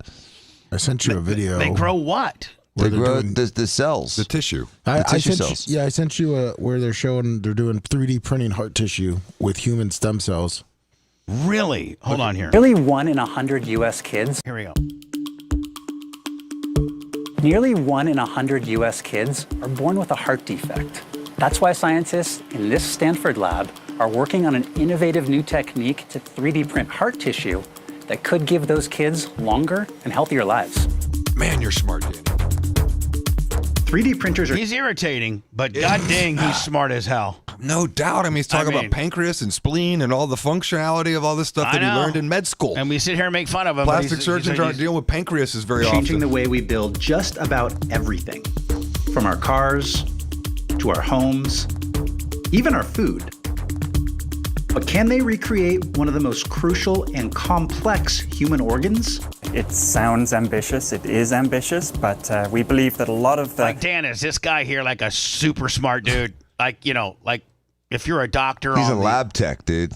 He's a lab I don't know what else he has, but he's just basic marked the building lab blocks tech. to go ahead and start a project like this are in place. There's no letters after it. Just There's because no he has a letters British after accent. Mark. Yeah, just because he has a British accent doesn't make him smart. Dan's would have like Daniel S. Diaco, M.D., D.I., all the letters. Dan would have the letters go clear to the back. Be like a general with all the medals. It's just a bunch Dan's of letters would go all right down the sleeve, all of his letters. Dr. Mark Schuyler Scott and his team of he's a doctor. bioengineers Yeah, say you're sorry. I'm sorry. are using advanced 3D printing techniques to turn a paste made of living cells into actual heart tissue. The goal? To one day be able to print crucial pieces of the heart, like valves and ventricles, that are living and can actually grow with a patient. See, that's possible. A part of the heart, like a valve, it's made from one material, collagen. It doesn't require a lot of blood. You can use a porcine valve from a pig and put it in a person, but making a valve from a 3D printed material makes perfect sense. They're not even talking about making a whole heart because it's almost impossible. So they're just making pieces of the heart. Exactly. Where that torso thing it's like that old amp where you can't find the button for it because the button fell off. You can't find the same kind of dial. Just 3D print that bitch. We have donor organs that can last 20, 30 years after transplantation, which if you're a 60 or 70-year-old adult is almost as good as a cure. But if you're a child at the age of 2 needing a transplant, knowing that after 20, 30 years your transplant may be rejected by an immune reaction. It absolutely blows my mind that they can use, as I know, whatever I know about 3D printing and the material source, which is usually just some plastic that's, in a spool, that they can actually use living tissue as the source when they build these things. Wow. Then this is not long enough. So Dan, if we're there, I mean, in 10 years, where are we going to be? We'll be closer to this. We'll be closer to printing real organs. Be like, hey, But Seth, we're I still got far away a from bad it. spleen. Can you call up the spleen place, see how much a new spleen is they got on the shelf? Yeah, they could have it ready by noon today. Fantastic. Like Elon Musk, I'm surprised that he's not in on this. That he's not in on biological 3D printing, because that would be one of those things I would think that he'd be into. And But are we he's going to looking live at humanity as a group and not as individuals? Are we going to live long enough for this to be for us to see? I think so. Or it's is going this to make us live longer. The concept of printing living tissue isn't new. It's called bioprinting, but it can be a slow process. If you truly want to recapitulate... Look at that! Look at that! Everything about an organ, one might think about the need to write... This guy creeps me out. Looks like he could be in your closet when you get home with a butcher knife, ready to kill me. Nah, he would just give you a hug. Every single cell in its final... I found me in the bathtub with both my kidneys removed. ...location. Now, if you did that at a rate of about 1,000 cells per second, it would take over 1,000 years to make a single heart.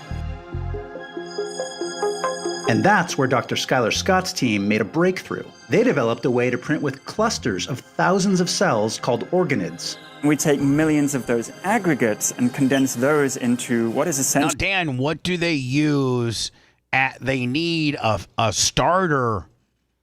Do they need, starter tissue or stem cells? Oh, so from human beings. Yeah. Is it from the human being they're trying to replicate? Depends. So what I'm saying, stem cells usually stem cells aren't antigenic. Okay. So they get some people to give them some stem cells, and that's the binder or binding agent that they need to be able to make this stuff. Essentially, without yes. on simple, like very simple terms. Yeah, to simplify, yes. Like a human stem cell mayonnaise. Now, where did we have, like, if I was to donate stem cells, where do you get the stem cells from? Like, Fat I donate and bone marrow. I got a lot of that. Fat and bone marrow. That we can then print. Will they pay me for my stem cells? You'll pay them to take them. Through the printer, we can write very large and thick slabs of tissue that can really be used for So Dan, transplantation. the cord blood that we did with our kids, where we had them put the cord blood away and it's the stem cell stuff, could that theoretically work for them and or us? Yep. Now, Dan, here's the deal. Let's reverse engineer this and say, okay, there's money, but what about you need the machine to manufacture this? There's also the money too. Being able to develop the technology to be able to. I mean, you have they have 3D bioprinters already. They have that. Did you do stem cell when Tyler was born? Do you remember? Because it was a big rave when. No, I didn't. Tyler's probably 5 years older than Trey. There was a big rave when our kids were young about cord blood and saving the cord blood. I don't think I could afford it. I think it was an extra $18 I couldn't afford. The science behind the days it, we were making $8 million a year. But the science behind it's mind-boggling. It started off with my child custody bill was killing me. I couldn't write another check for stem cells. Sorry, DJ. I get it. But I think that would form this Now, did you stem guys all cell do that? mayonnaise. Did you guys all do that?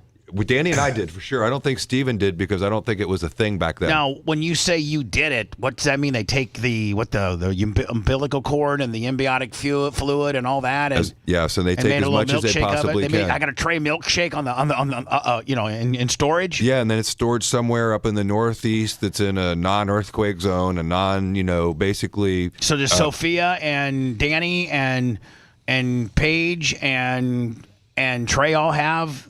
Yeah, and Sage. And that's what I'm saying. Yeah, Sage. Yeah, they absolutely do. And then so when we first started How doing much was it? It was like, I mean, honestly, it sounds like I'm not going to make it. It was like maybe $1,000, $1,500. It wasn't a ton.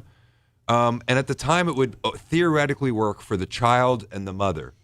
In the time that Trey's been born, 18 years, it can now be used for Trey, his mother, his sister, me, potentially my siblings. And so the potential uses of it have expanded tremendously. And now I'm actually seeing one where, God forbid, someone in my house needed to have some sort of an organ 3D printed. We have you got a tray milkshake. We have the genetic mayonnaise, as this guy's talking about, to do it. We have the stem cell mayonnaise. I like that, the genetic mayonnaise. Yes. Lummy, did you do this walk? You had to do it, Lummy. Did you do cord blood? No, it was too expensive at the time. How much? It was like $10,000. Oh, it wasn't $10,000 when we did it. Yeah, it was expensive. He just said stem cell mayonnaise, and once it's printed, it takes on a general shape of tissue that they can print blood vessel networks into. We have the ability to write tissue, living. I mean, Dan, maybe not in our lifetime, but maybe our children's lifetime or your children's lifetime or Sammy or Walker. Are we going to have the technology when you roll in and let's say you got something wrong with, your kidneys or liver, that they're just going to be able to make you one? Yep. Like Star Wars. For real. Mm-hmm. Don't worry about In it. a few hours.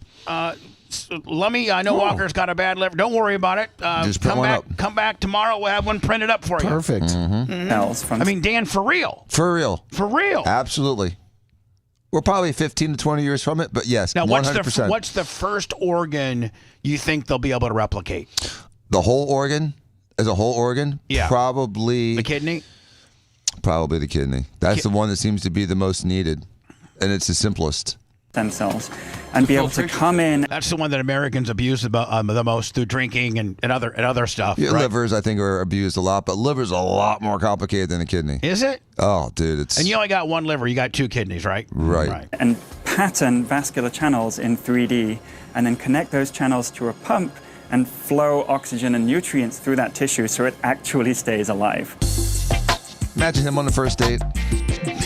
What you're seeing in He's sizing his date up, see if he can cut her heart out. videos is that technique simulated for us with what the team described as essentially hair gel. The stem cells they use when they're printing a real sample are grown here in this large bioreactor. All those little things. Imagine what all this stuff cost. My God, we're looking at it like and having fun. Dan, is this millions and millions of dollars of testing? It's millions and millions of dollars of testing. The materials aren't that expensive. you see floating that look like bubbles are actual stem cells. Now, is that what they do, Dan, when like you do, like a guy tears his rotator cuff and they're doing like PRP stem cell therapy? Is that what they're doing? Is injecting these little bubble-like things, stem cells into the area? And, Yes. And does that, how effective? Heals, rejuvenates, rebuilds. I think Jay actually has done some stem cell stuff. Danny and I both, and mine actually regrew where you could see the defect in the pre-PRP images and then the post-PRP images. I showed them to Danny. That the doctor was blown away. It was gone. I healed too. I literally healed a rotator cuff and slap tear. Yep. So I far, couldn't do the team a has been push-up, Bubba. I can do 50 right now. Can they do anything for fat? Able to create a You can structure harvest some similar stem to a cells, human apparently. vein, about Save the 2 world. inches long and half a centimeter in diameter, that could actually pump fluid on its own. They couldn't show it to us because they haven't fully published their results yet. But they were able to show us what a bioprinted heart valve using their technique could look like. Now, Dan, is that, what material is this? Human-like material? Like, It's probably more like just collagen, because that's all it is. This again was printed with the hair gel, and it's based on an actual pig heart valve like this one. Down the line, doctors could use a technique like this to print the exact tissue they need on demand during surgeries. Something like this actually could be implanted in a human body in as little as 5 years. That's what the doctor just told me. Now, if you're wondering about a fully printed human heart, he says that's still a long way off. But what? and Dan, you said just because of it's not necessarily about the physical heart. It's the how it's wired and the electricity, and being able to emulate that is not even really an option at this point, right? Yeah, it's coming, Bubba. It's coming. Just like we didn't think we'd have, wireless phones and all this other stuff. I mean, it's all coming. It's just a matter of ironing out little problems, and it's going to take probably a generation or two of really smart kids like Nicholas figuring stuff like this out.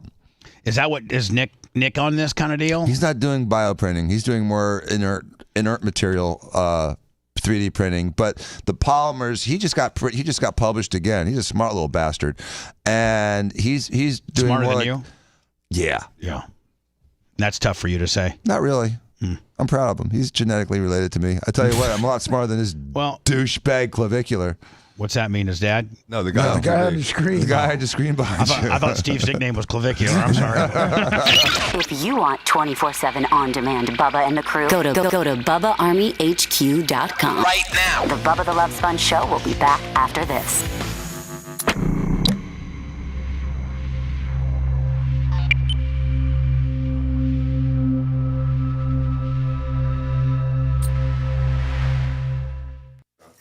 Saying that you lived with Krista and Steve at the time, and you may have sneaked in. If he was 6'1", he'd be my kid. You may have they look at sneaked the in. TV like Forrest Gump together. You know what I mean? They're both sitting there with the heads knock. They got the same weird idiosyncrasies. Oh, yeah. There's some truth there about Even Steve says it might even be.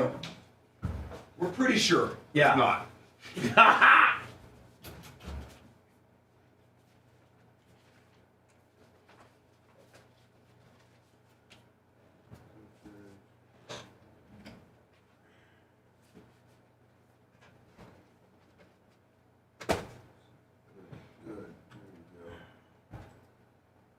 Big E. Today, 1 o'clock, Big E. Thank you to everybody that donated. We got payroll coming up, and it's certainly going to help. Lummy, I think we got our 3 new videos. Yes, we did. So I should pay the guy, right? I was going to watch him first. I told him that's what we have to do, just to kind of make sure. Well, I should pay him. I mean, Okay. If he needs to edit them, he'll edit them. I'm going to pay him. Okay. And then if you need edits, just know that I paid him. Okay. Hopefully you guys have some in the hopper that you're holding. We do. Okay. We have 3. So this will On be top of this 3. This will be 3. Yeah, Yeah. so we'll have 6. Yeah, because we have it on schedule Mondays and Thursdays. Hogan Shirka's out. Or long form.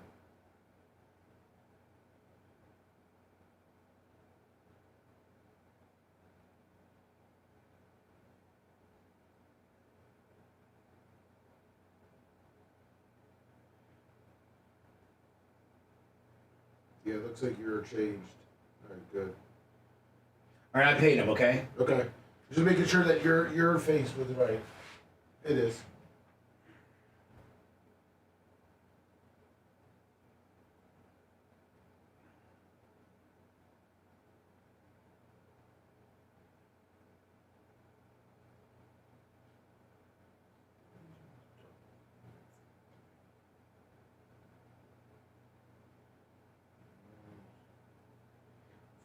$431.22. $431.22.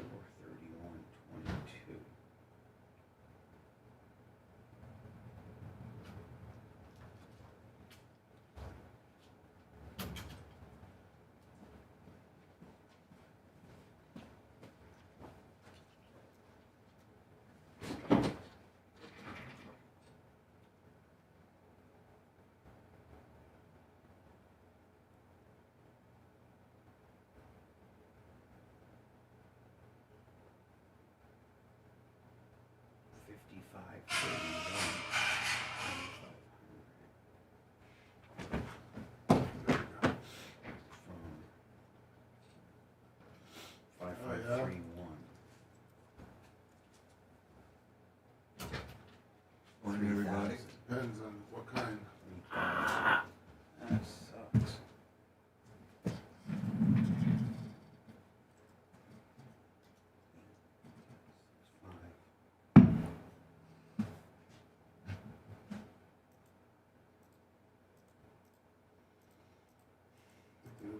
I fucking hate this guy. I fucking typed this guy's name into Twitter on my banned words list.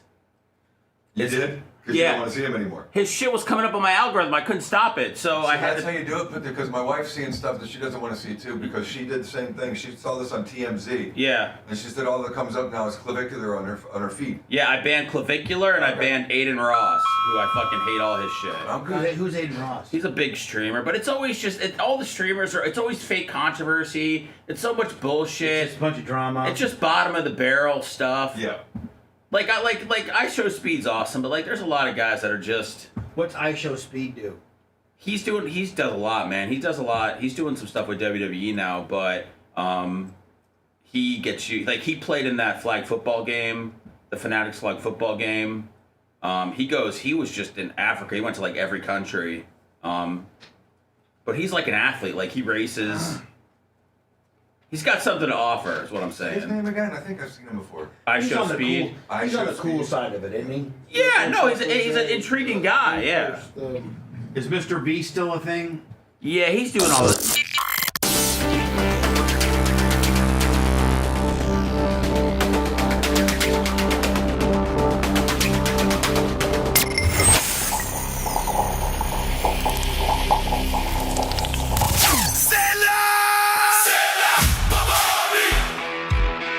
Pulling into the track, climbing over it, cruising it, or along for the ride.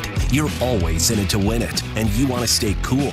Super Cool Performance. Superior protection against cavitation, corrosion, and erosion. Super Cool Boil Guard. Reducing operating temperatures by up to 20 degrees. Don't get beat by the heat. Visit redlineoil.com for products designed and engineered to keep you cool.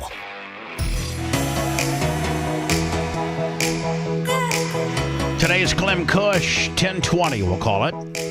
Don't know how long it's going to last. Sometimes we get on one and it's an hour. And then other times we're like, I'm kind of over this.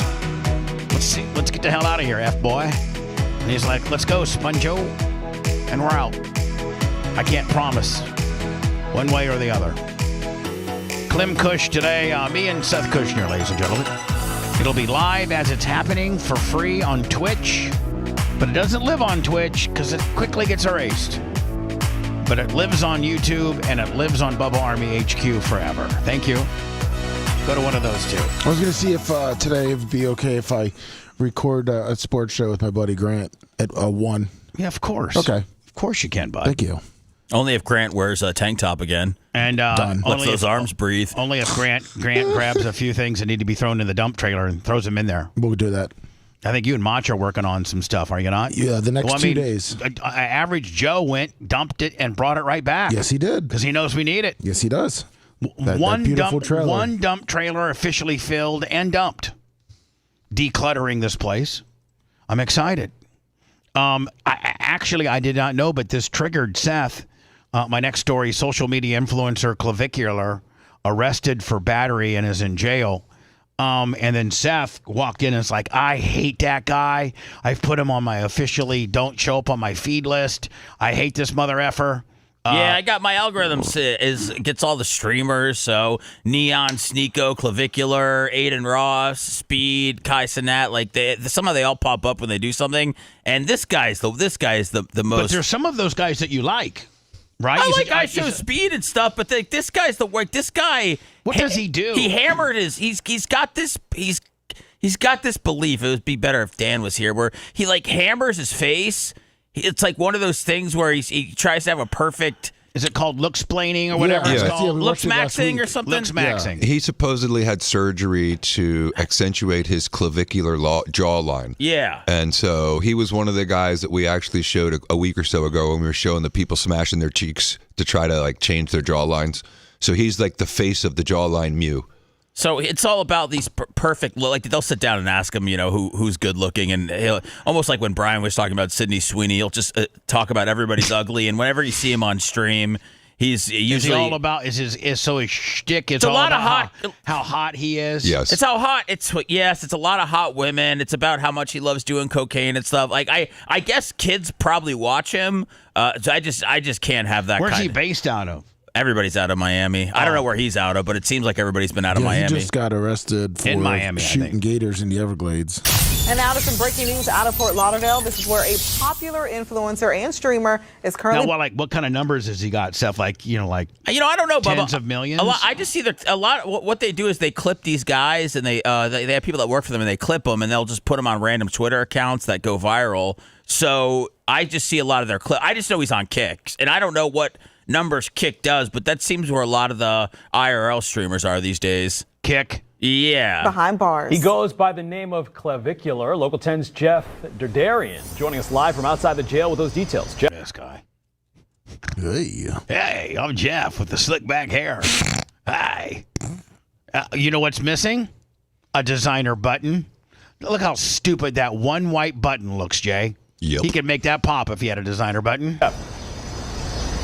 Hey there, guys. Yeah, this guy goes by the name Clav, and he's locked up right now, and he's having a different kind of picture taken rather than a social media picture.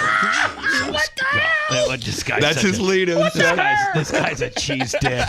You called it before he opened his mouth, Bubba. Hi, cheese dick here. I want to tell you, he's used to getting his picture taken walking out of fancy clubs, but this time he's behind the mugshot, Willie. Sure, let's go ahead and show it to you. This is his mugshot. Here's the mugshot for Braden Peters. That's the official name that is on his Braden Peters is his real name. Arrest file. He's locked up here at the Broward County Jail on battery charges. Why? What allegedly happened? We don't know any of that yet for this controversial streamer and influencer. He was arrested overnight. We're trying to find out more. We've got calls into cops. Peters is being held on an out-of-county hold now, and he's known for his looks maxing, which is when you dramatically alter your physical appearance. He has over 800,000 followers on social media. That's not that many, really. See, I was just looking him up. He only has like 500,000 on Instagram. I mean, this is where Brooke Hogan has that many. Right. This is a situation where the media highlights somebody that should not be highlighted, and then all of a sudden they're like their algorithm shows up. So like my wife had the same thing happen that Seth had. She looked up one story on TMZ, and now she can't get it off her feed. Cletus McFarland only has like 5 million. Well, listen, I'm not here to hype up anybody, but this guy's newer, and he's coming. Like he's getting. This is the kind of stuff. I hope he gets ran over by a bus. Unfortunately, this is the kind of stuff that only makes these guys bigger. He makes about $1.3 million a year from Kick, and he he teaches classes. I hope Kick's proud of themselves. Or he has a SKOOL community, and it teaches different programs on how to look good, and he makes about $73,000 a month on that. But apparently got into some kind of a legal jam, and again, as we said, he is a big deal in the streaming world. Not really. 800,000. I mean, not that I'm Johnny 140, but I'm just saying. Back here live. I don't know. We're going to hit 250,000 on Facebook here soon. Yeah, we're at 141,000 on YouTube. We're at what 109,000 on X. I mean, our numbers are respectful, but we you know what? We can make a living from our numbers. Well, it looks like I can't buy a new Tesla. It looks like a lot of his is paid subscription. So Now, Clavicular is behind bars. We don't know if he's going to try and make bond or not today. If he does, and he talks, we'll bring it to you. Yeah, whatever. Did you see, this woman's beautiful, but by the way, talk about talk about a bad scam is that she lures these really, really rich guys in Los Angeles for like a date, probably trying to get some ass. And then I think that she burglarizes. She either figures out, because she's been in their house, how to get in, where the exit points, cameras, and whatever, and then burglarizes their homes, but she got caught. So that's kind of cool. Stealing hearts to stealing property. That's what Adva Levy will stand trial for. I mean, she is attractive. If she was sweating me, I'd let her come over. I'm just not drinking any, I'm not going to, Or the adult model and influencer known as Mia Ventura facing 6 felony charges, accused of using dating apps to target. Influencer, a much younger, much more attractive. Oh, hold on. I think I fast forwarded it. Damn it, Lummy. Oh, man. Using dating apps to target and burglarized wealthy older men and younger women. We gotta give Dan this information.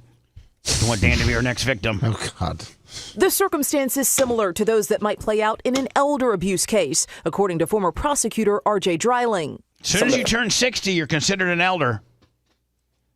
Phew. You're almost there, Dan. Dan and I know.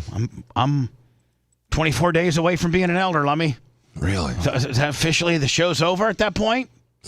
Might as well be. Facts are a little bit different here. I guess I can start getting Social Security at 62. You can just make it 2 more years. I'm out of here. It's the same kind of principle, which is someone working themselves into someone's life, taking money from them under the auspices of consent. In a place like LA, where relationships can be very transactional, how do prosecutors determine? Man, it's got to be really, really. Oh, Macho Man says thank you to Chuck and Leslie for his gym bag for a birthday gift. Oh, that's nice. Thank you, Chuck and Leslie, for providing Macho Man with a brand new gym bag. Man, talk about probably the cesspool of whore humanity. All these bitches in LA are trying to find a Dr. Diaco, aren't they? I mean, didn't Uncle Nick live in LA? He did. And Uncle Nick was a good look. I mean, Uncle Nick looked almost identical to Daddy Joe, did he not? Sure did. And so, Daddy Joe did pretty good with the girls. Did Uncle Nick do good with the women's? The amount of beautiful women at his funeral was, remarkable. So he was a brain surgeon. No, he was a heart surgeon. He was a heart surgeon, good looking, rich, living in L.A. He owned nightclubs in the late 70s and early 80s in L.A. with his buddies. He was killing it. He was killing. And I think he stayed single his entire, didn't he? Well, he was married for a short period of time, but he was a great dad. And, he's the reason that Danny and I like cars. My dad would always say, I just don't understand it. And I said, it's your brother's fault. Yeah. Nick always had a cool Porsche, and he always had a beautiful woman around, and he was that guy. How do prosecutors determine who is a sugar baby and who's a criminal? That's going to be the ultimate Well, issue. let's just establish they're all criminals, okay? In the case, I expect the defense to argue that these individuals, when they got into a relationship with this social media influencer, a much younger, much more attractive woman, knew what they were getting into. The allegations of deception stretching beyond. Dan needs to give her a nose job. Look at that big penis nose just hanging down at you. Southern California, with police reports filed against Levy in Nevada, Florida, and even overseas in France and Italy. Even though LA County might not. And this bitch was really sugar daddying, wasn't she? That's a jet. She was global. That's a G5 or something. Yeah, that's a private jet that somebody's flying her in. Look how big that is. How many windows? That's an expensive jet right there. That's a $40 million jet, $50 million jet. Have jurisdiction over the cases overseas or in different states. They can actually bring in those witnesses to come in and testify in their case to show. Now, did she get jailed, Lummy? I think she did. Yes, there. So it wasn't just a one-time thing, that this was part of a broader course of conduct. She's a female Tinder swindler. I mean, that's kind of what this is. Michael Sartain is commending the LAPD's police work that's now led. Good for LAPD. So what'd she do? I want to hear what she got. Thinking outside the box. To the felony charges, LaVie appearing on his podcast, Access Vegas, in 2024. She stole stuff from the purses that were in my green room while the people were on my show. That's not simply a criminal. That is a kleptomaniac. I don't know. Maybe the story, Lummy, has ordered a stand trial on 6 felony charges. Known as Miss Ventura was held to answer 2 counts of unauthorized use of personal identifying information, 2 counts of grand theft, 1 count of first-degree residential burglary with person present, and 1 count of first-degree residential burglary. She was previously pled not guilty to all charges. This ruling means the evidence in this case now will be presented before a jury. At her trial, we will prove beyond a reasonable doubt that this defendant exploited trust built through online relationships to gain access to victims' homes and steal from them. Her ability to be deceptively influenced others while in person or online has now come to an end. Our office is committed to holding accountable anybody who uses deception and manipulation to prey on others. Lavie is scheduled to be arraigned on April 6 in Van Nuys. She has been released from custody with an ankle monitor and is ordered to stay away from her victims. Detectives say that she used dating apps and developed friendships to rob, steal, and extort wealthy older men and younger women in the Westlake Village, West Hollywood, Los Angeles, and Beverly Hills. They say that she posed as a girlfriend or travel companion, then stole cash, credit cards, and high-end designer items. If convicted on all counts, she faces 11 years. Oof. Nothing's better than giving a good-looking bitch that has extorted a few of the older gentlemen 11 years. I hope it sticks. Well, I mean, it's just kind of funny they're not mentioning any of the victims. They're not mentioning names. They're almost like a John, really. Do you really? I mean, there's a certain amount of like culpability. I certainly understand, like, if you're dating a young woman and she steals your Rolex, I mean, that's one thing. If you're dating a young woman and she takes your credit card and you let her use it 80% of the time, and then she 20%. After you flew her out to see you in a private jet, right? And then she supposedly spent more than you could give her. I mean, it sounds horrible. Like the theft, the burglary while people in the home sounds like you're stealing stuff while your boyfriend's asleep. That's the allegations of deception stretch beyond Southern California, with reports filed against Lavie in Nevada, Florida, and overseas in France and Italy. She was just a real good whore. It looks like she was just a really, really slick whore. It says there is a couple of times where when the person was sleeping, she was taking cash, gold, jewelry, things like that. That's so funny. Yep. Is some dude just completely out of it? And she's just ransacking everything. Yep. And then, like, do you feel bad for that guy? And not really. I mean, he brought her into her home. He knew she was a whore. They probably, Jay, had discussed a price in order for her to be there, right? I'm sure. Horny dudes just have their guard down, man. And then as us men, we all know after we get our niz, we get sleepy, right? Right? Yep. I mean, we all know what if that was her MO. But after we get our sleepy time, after we get our O, we want to take a shower and wash up a little bit, and then we're like, nothing is better. I mean, nothing's better than a sleep medication than catching an orgasm, and it just. Oh man, I just feel like I'm drained of all toxins, and I got that poison Nizza out, and I'm ready for us to go to bed. Meanwhile, she's young, and while you're in there, while you're sleeping, she acts like she's sleeping, and then when you're out there sawing logs, she's in there finding your Rolex, your cash.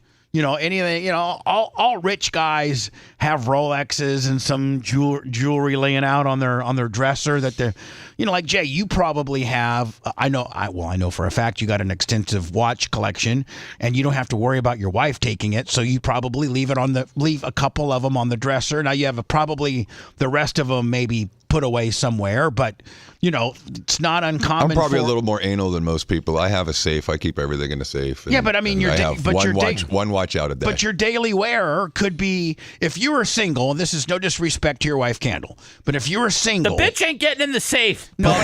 But Jay, if you were single and you had a girl over, there's a chance that there is a expensive watch on the counter. No way. Nope, not even one. No way. Not When your I date? was a single guy, my stuff was locked down. You almost Nope. said your shiz. I did almost say my shiz. My shiz was locked down. I've always had my shiz locked down. Nope. Yeah. I'm not going to fall for the banana in the tailpipe. Look at this, from one extreme to the other. But I'll tell you, if I was single now, I'd have to put all my basketball cards away before a bitch came Exactly. Want to listen to the show on demand and on the go? Enlist today at BubbaArmyHQ.com. Sign up and start listening. The Bubba the Love Sponge Show will be back after this.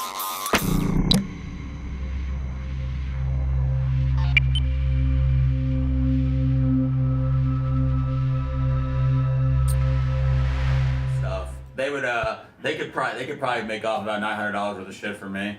That hurt a guy. She'd have to definitely go fuck somebody else that night. And it wouldn't have been a good enough. You just be an appetizer. Good enough haul, yeah. To the guy who was on the way to Dan's house. Yeah. On the way to Dan's house. So she'd get a Rolex and She'd get a couple Bubba Army rings that she might think were real for the moment. Hey, put them out of staging. So she takes those. How funny. If they stole those thinking they were real. Bubba, what? Hey, can I get a new ring from last year? This whore stole mine. And I mean, if you saw a ring if you saw like a nice ring put away, I mean, I don't know if you. I mean, my first inclination wouldn't be to think it was fake. But I'm also not I'm not a hoe. I'm not a hoe who fucks, dudes. Which, I mean, these ugly rich guys gotta realize that it's, money doesn't necessarily get all the babes. Certain ones, but some babes want a little bit more. You know what, Seth? Even the handsome guys got to realize they don't want this. They're old. Yeah. They're old. Period. You can't change it. I got to win the lottery to get back. They want your money when you're that old. Absolutely. If you're 60 years old and you're dating somebody in their 20s or 30s, there's a clear motive. And it's a cold, cold world out there, and it took me a long time to realize that. And vice versa. You remember who was the guest model that did it with the Texan billionaire that was so Anna Nicole Smith. I mean, that's the way it used to go. She got her ass kicked in court, though. Remember, she got nothing. Her son. Remember, his son took her to court. Yep. And won it all. What was her deal? She on a lot of drugs. Yeah, she got from the OD. Yeah. She married Marshall. She was on Stern all the time back in the day, wasn't she? Yeah. Fucked. Then she had her own reality show. Yeah. After the old man died, she had her own, and her boyfriend was actually called Howard Stern. That's right. How old was she when she died? That's not very old. I was saying in her 30s. She was young. I don't think she made 40. Howard K. Stern. Yeah.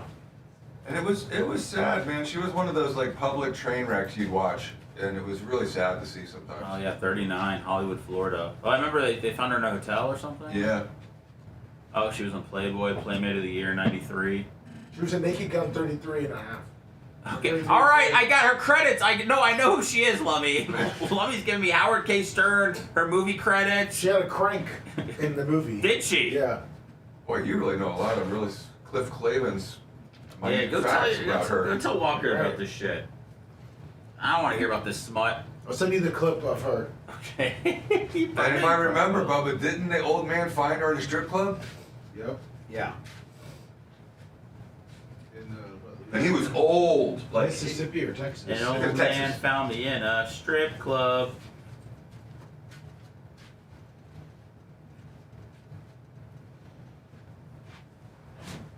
I'll tell you what, if I was a woman right now, I sit here as a 44-year-old man, if I was a 44-year-old woman, I would be trying to get so hot to find me a rich guy. What's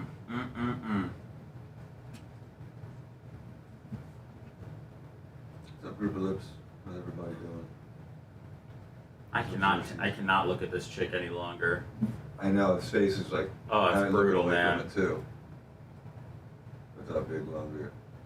Right back at you, buddy. Sicilian Redneck, Dave Rock, what's up everybody doing? Yeah, she was the guest jeans girl for sure. Hey, should we take cameras to her face and do looks maxing? Good luck. You think Gene would do it now that he's all skinny? No.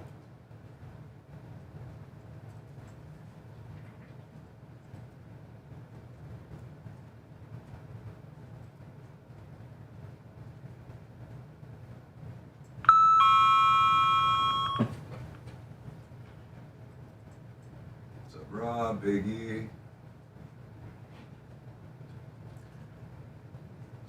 Bowler 300, what up? Douglas Ruggish Nerd, good morning.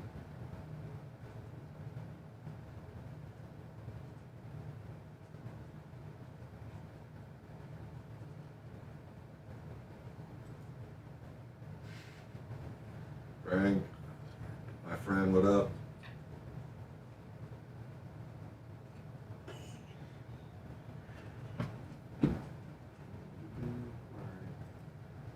Let me know. Do I need to cut that Crystal River, give me? If you have time, Crystal right, today or tomorrow. It starts tomorrow.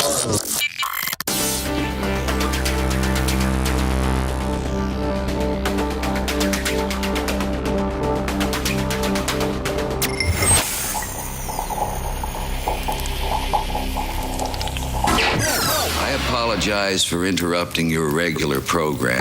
Yo, Power Pick, hello. Should hit these with everything we got, sir.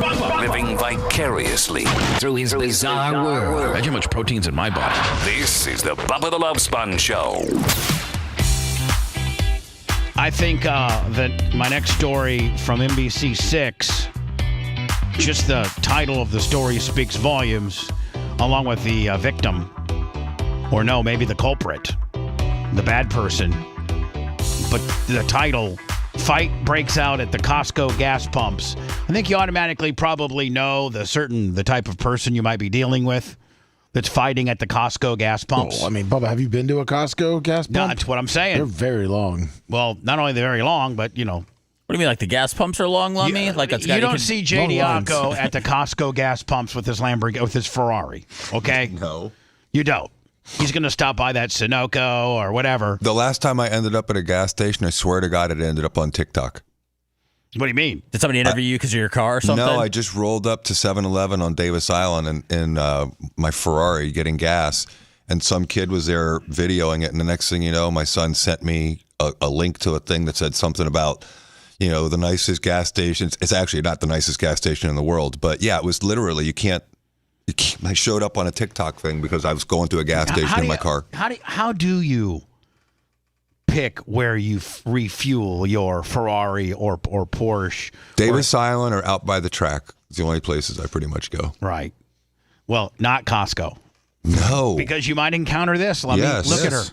Just like the one story from the whore in Los Angeles is on the other end of the spectrum, hot, and she's facing jail time for being hot and stealing. Look at this chick. Now, are these real? Are all these tattoos, or did she get road abrasion for resisting? Or is it a combination of both? Could be from the fight, maybe. You've had this picture up for a while. This lady is really, really hard to look at, and I realize that one of the negative parts about this job is having to look at this sort of stuff, find out that these people exist, and learn about them, and see this. I wouldn't see this face in my normal life at all. Can you imagine going? Can you imagine going? Like, let's say Sammy had like a little birthday party she was going to, and there was like 7, 8 of her little girlfriends that were having this little birthday party, whoever's it may be, and you go to the birthday party, and this is one of the moms. Well, yeah, at but that you know point, what he's saying are you tapping Sammy on the shoulder, saying, "Sam, we got to get the hell out of here"? Yeah. So it says that the victim armed herself with the axe/multi-tool and started slicing at this chick. So this is so these are real injuries in combination with some face tattoos. Yes. From Jelly Roll to the Island Boys. Jelly Roll looks like Zac Efron compared to this chick. But what I'm saying is, like, what are you thinking when you give yourself a face tattoo? Do you remember when Mike Tyson did it? Yes. There were stories about he's insane, he's crazy, who would tattoo a face? I think now he it's regrets like, it, though. I think, Jay, that was a part of his phase where he was crazy and insane, and he's since, become way more adult, and I think that he regrets it. I'd be interested to know. Yeah. Woman is behind bars on no bond. So this woman's behind bars. Yes. After a fight that sparked from a heated encounter at Costco gas pumps. According to an arrest report, 29-year-old Valeria Aguilar was screaming. Who? Valeria Aguilar. Valeria Aguilar. Valeria Aguilar was screaming at an attendant at the Costco on West Flagler Street, just off of the Palmetto Expressway. A woman then drove by her vehicle and told the attendant to take away her Costco membership. Aguilar then accused of following the woman, where she punched the woman and scratched her face, arms, and chest. The woman then reportedly attacked Aguilar with an axe multi-tool. Yeah, don't bring your long fingernails and white trash tattoos to a woman that's armed with a with an axe. Arms and chest. The woman then reportedly attacked Aguilar with an axe multi-tool, which is similar to a Swiss Army knife. Both women sustained lacerations on their faces. Aguilar was also cut on her arms and had her nose injured. She now faces a charge of burglary with assault and battery. Whew. Tough when you take the L in the fight and it's your fault. Yeah. But Seth, I know what your point is. It's like in 100 years ago, when there wasn't the type of access we have to these stories, you may never see a person like that in your entire life and be scarred. Never. You And may we were all never better see. for it. 100% agree. And so the things that our children are exposed to now are much different than what people were exposed to before. And so information's good and bad, because it's hard to filter with a kid that you're trying to give independence to, what's okay and not okay, when you're trying to have them learn the discretion of what's okay and not okay. Does Jay, that I make don't sense? even care about the kids. I care about me. I don't want to see this. Get this stuff away from me. I agree. And other adults. It automatically sent me to to the clavicular story, and we've already handled that. But there was a story that I was gonna play about a woman that went to Airbnbs and urinated on the couches. Yeah. And she would pee on the couches of the Airbnb, and I'm thinking, man, Lummy's in the air. And then there was another story last week where this family is suing the Airbnb because the little 2-year-old, they were all sleeping in the middle of the night, and the little 2-year-old baby they got woke up, opened up the sliding glass door and went into the pool area and drowned. Oh. And now they're suing, Airbnb and the people that own the property and what have you. And then I'm thinking, God, Lummy, I know you're in the Airbnb, Verbo, all that type of world. And man, you just got to really cover your ass, don't you? You sure do. I mean,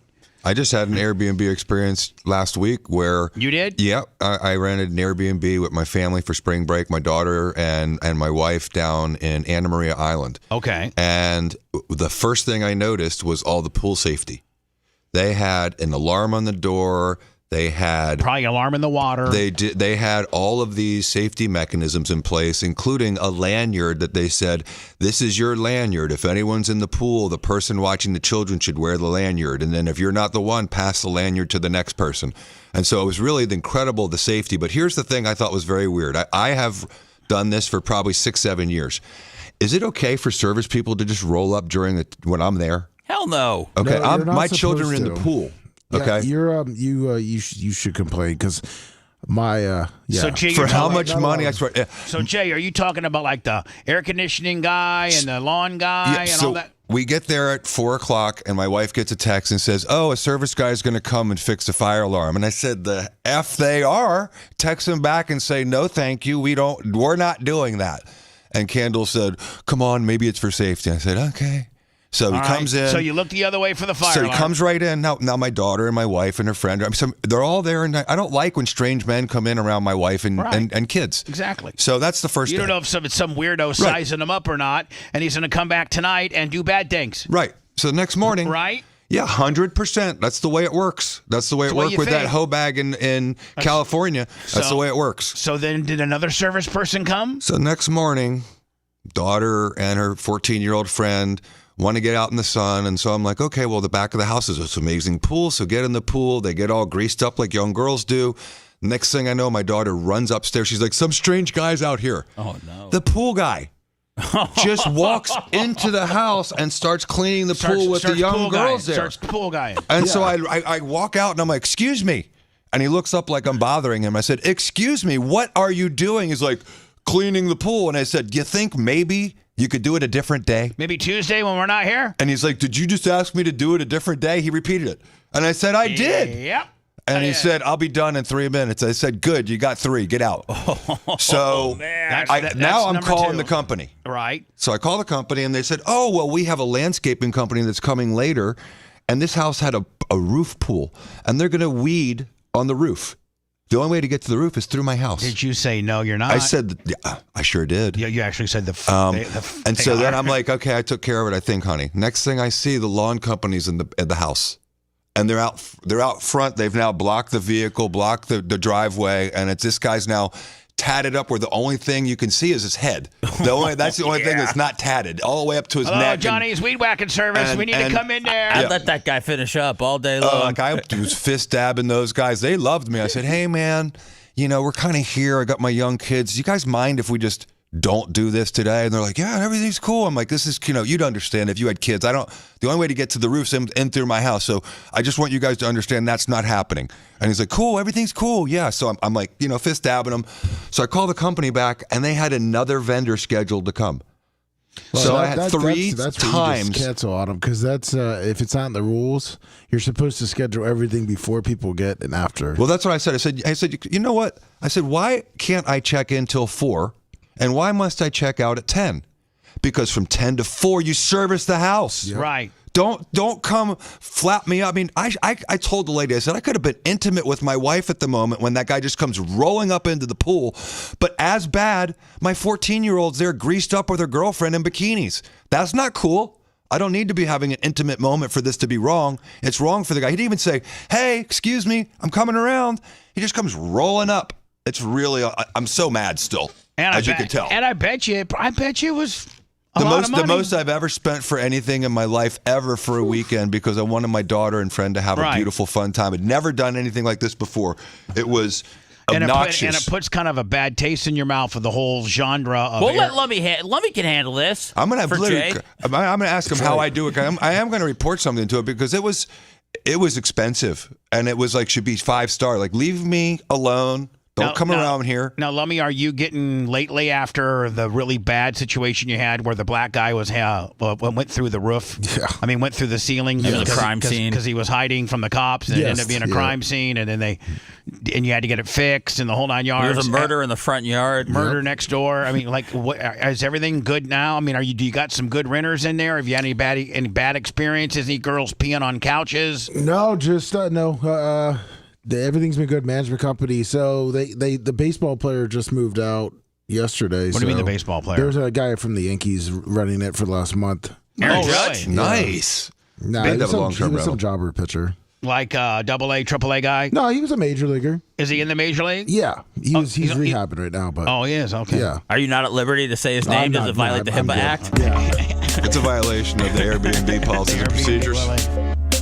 Was it Cam Schlittler? Yes, it is. Cam Schlittler. Lummy will do a show today at 1. Me and Seth at about 10:20, 10:25. We'll see you then. Thanks for letting me finish. You've been listening to the Bubba the Love Sponge Show, starring me, Bubba the Love Sponge, co-host and show historian Lummit. It's Seth, co-host and president of podcasting. It's Brian Matroni, king of counter programming. Gene Lasker, voice of the people. Glad you get to hear me. Gary Cantrell, video editor. Yeah, back here wiring up. It's Mini Macho. The BRN agent, Thomas Buttoned Up B. Co-host, Dr. Dan Diaco, Esquire of Council. Co-host, J. Diaco, Esquire, the Spitting Cobra of Council. Now, time for the legal disclaimer. Exactly. The Bubba the Love Sponge Show is intended solely for the enjoyment of our listening audience. Any rebroadcast, retransmission, or other use of this show without express written consent of the Bubba Radio Network is prohibited. We must dissuade him of this delusion. Until next time, always remember. I'll repeat hello.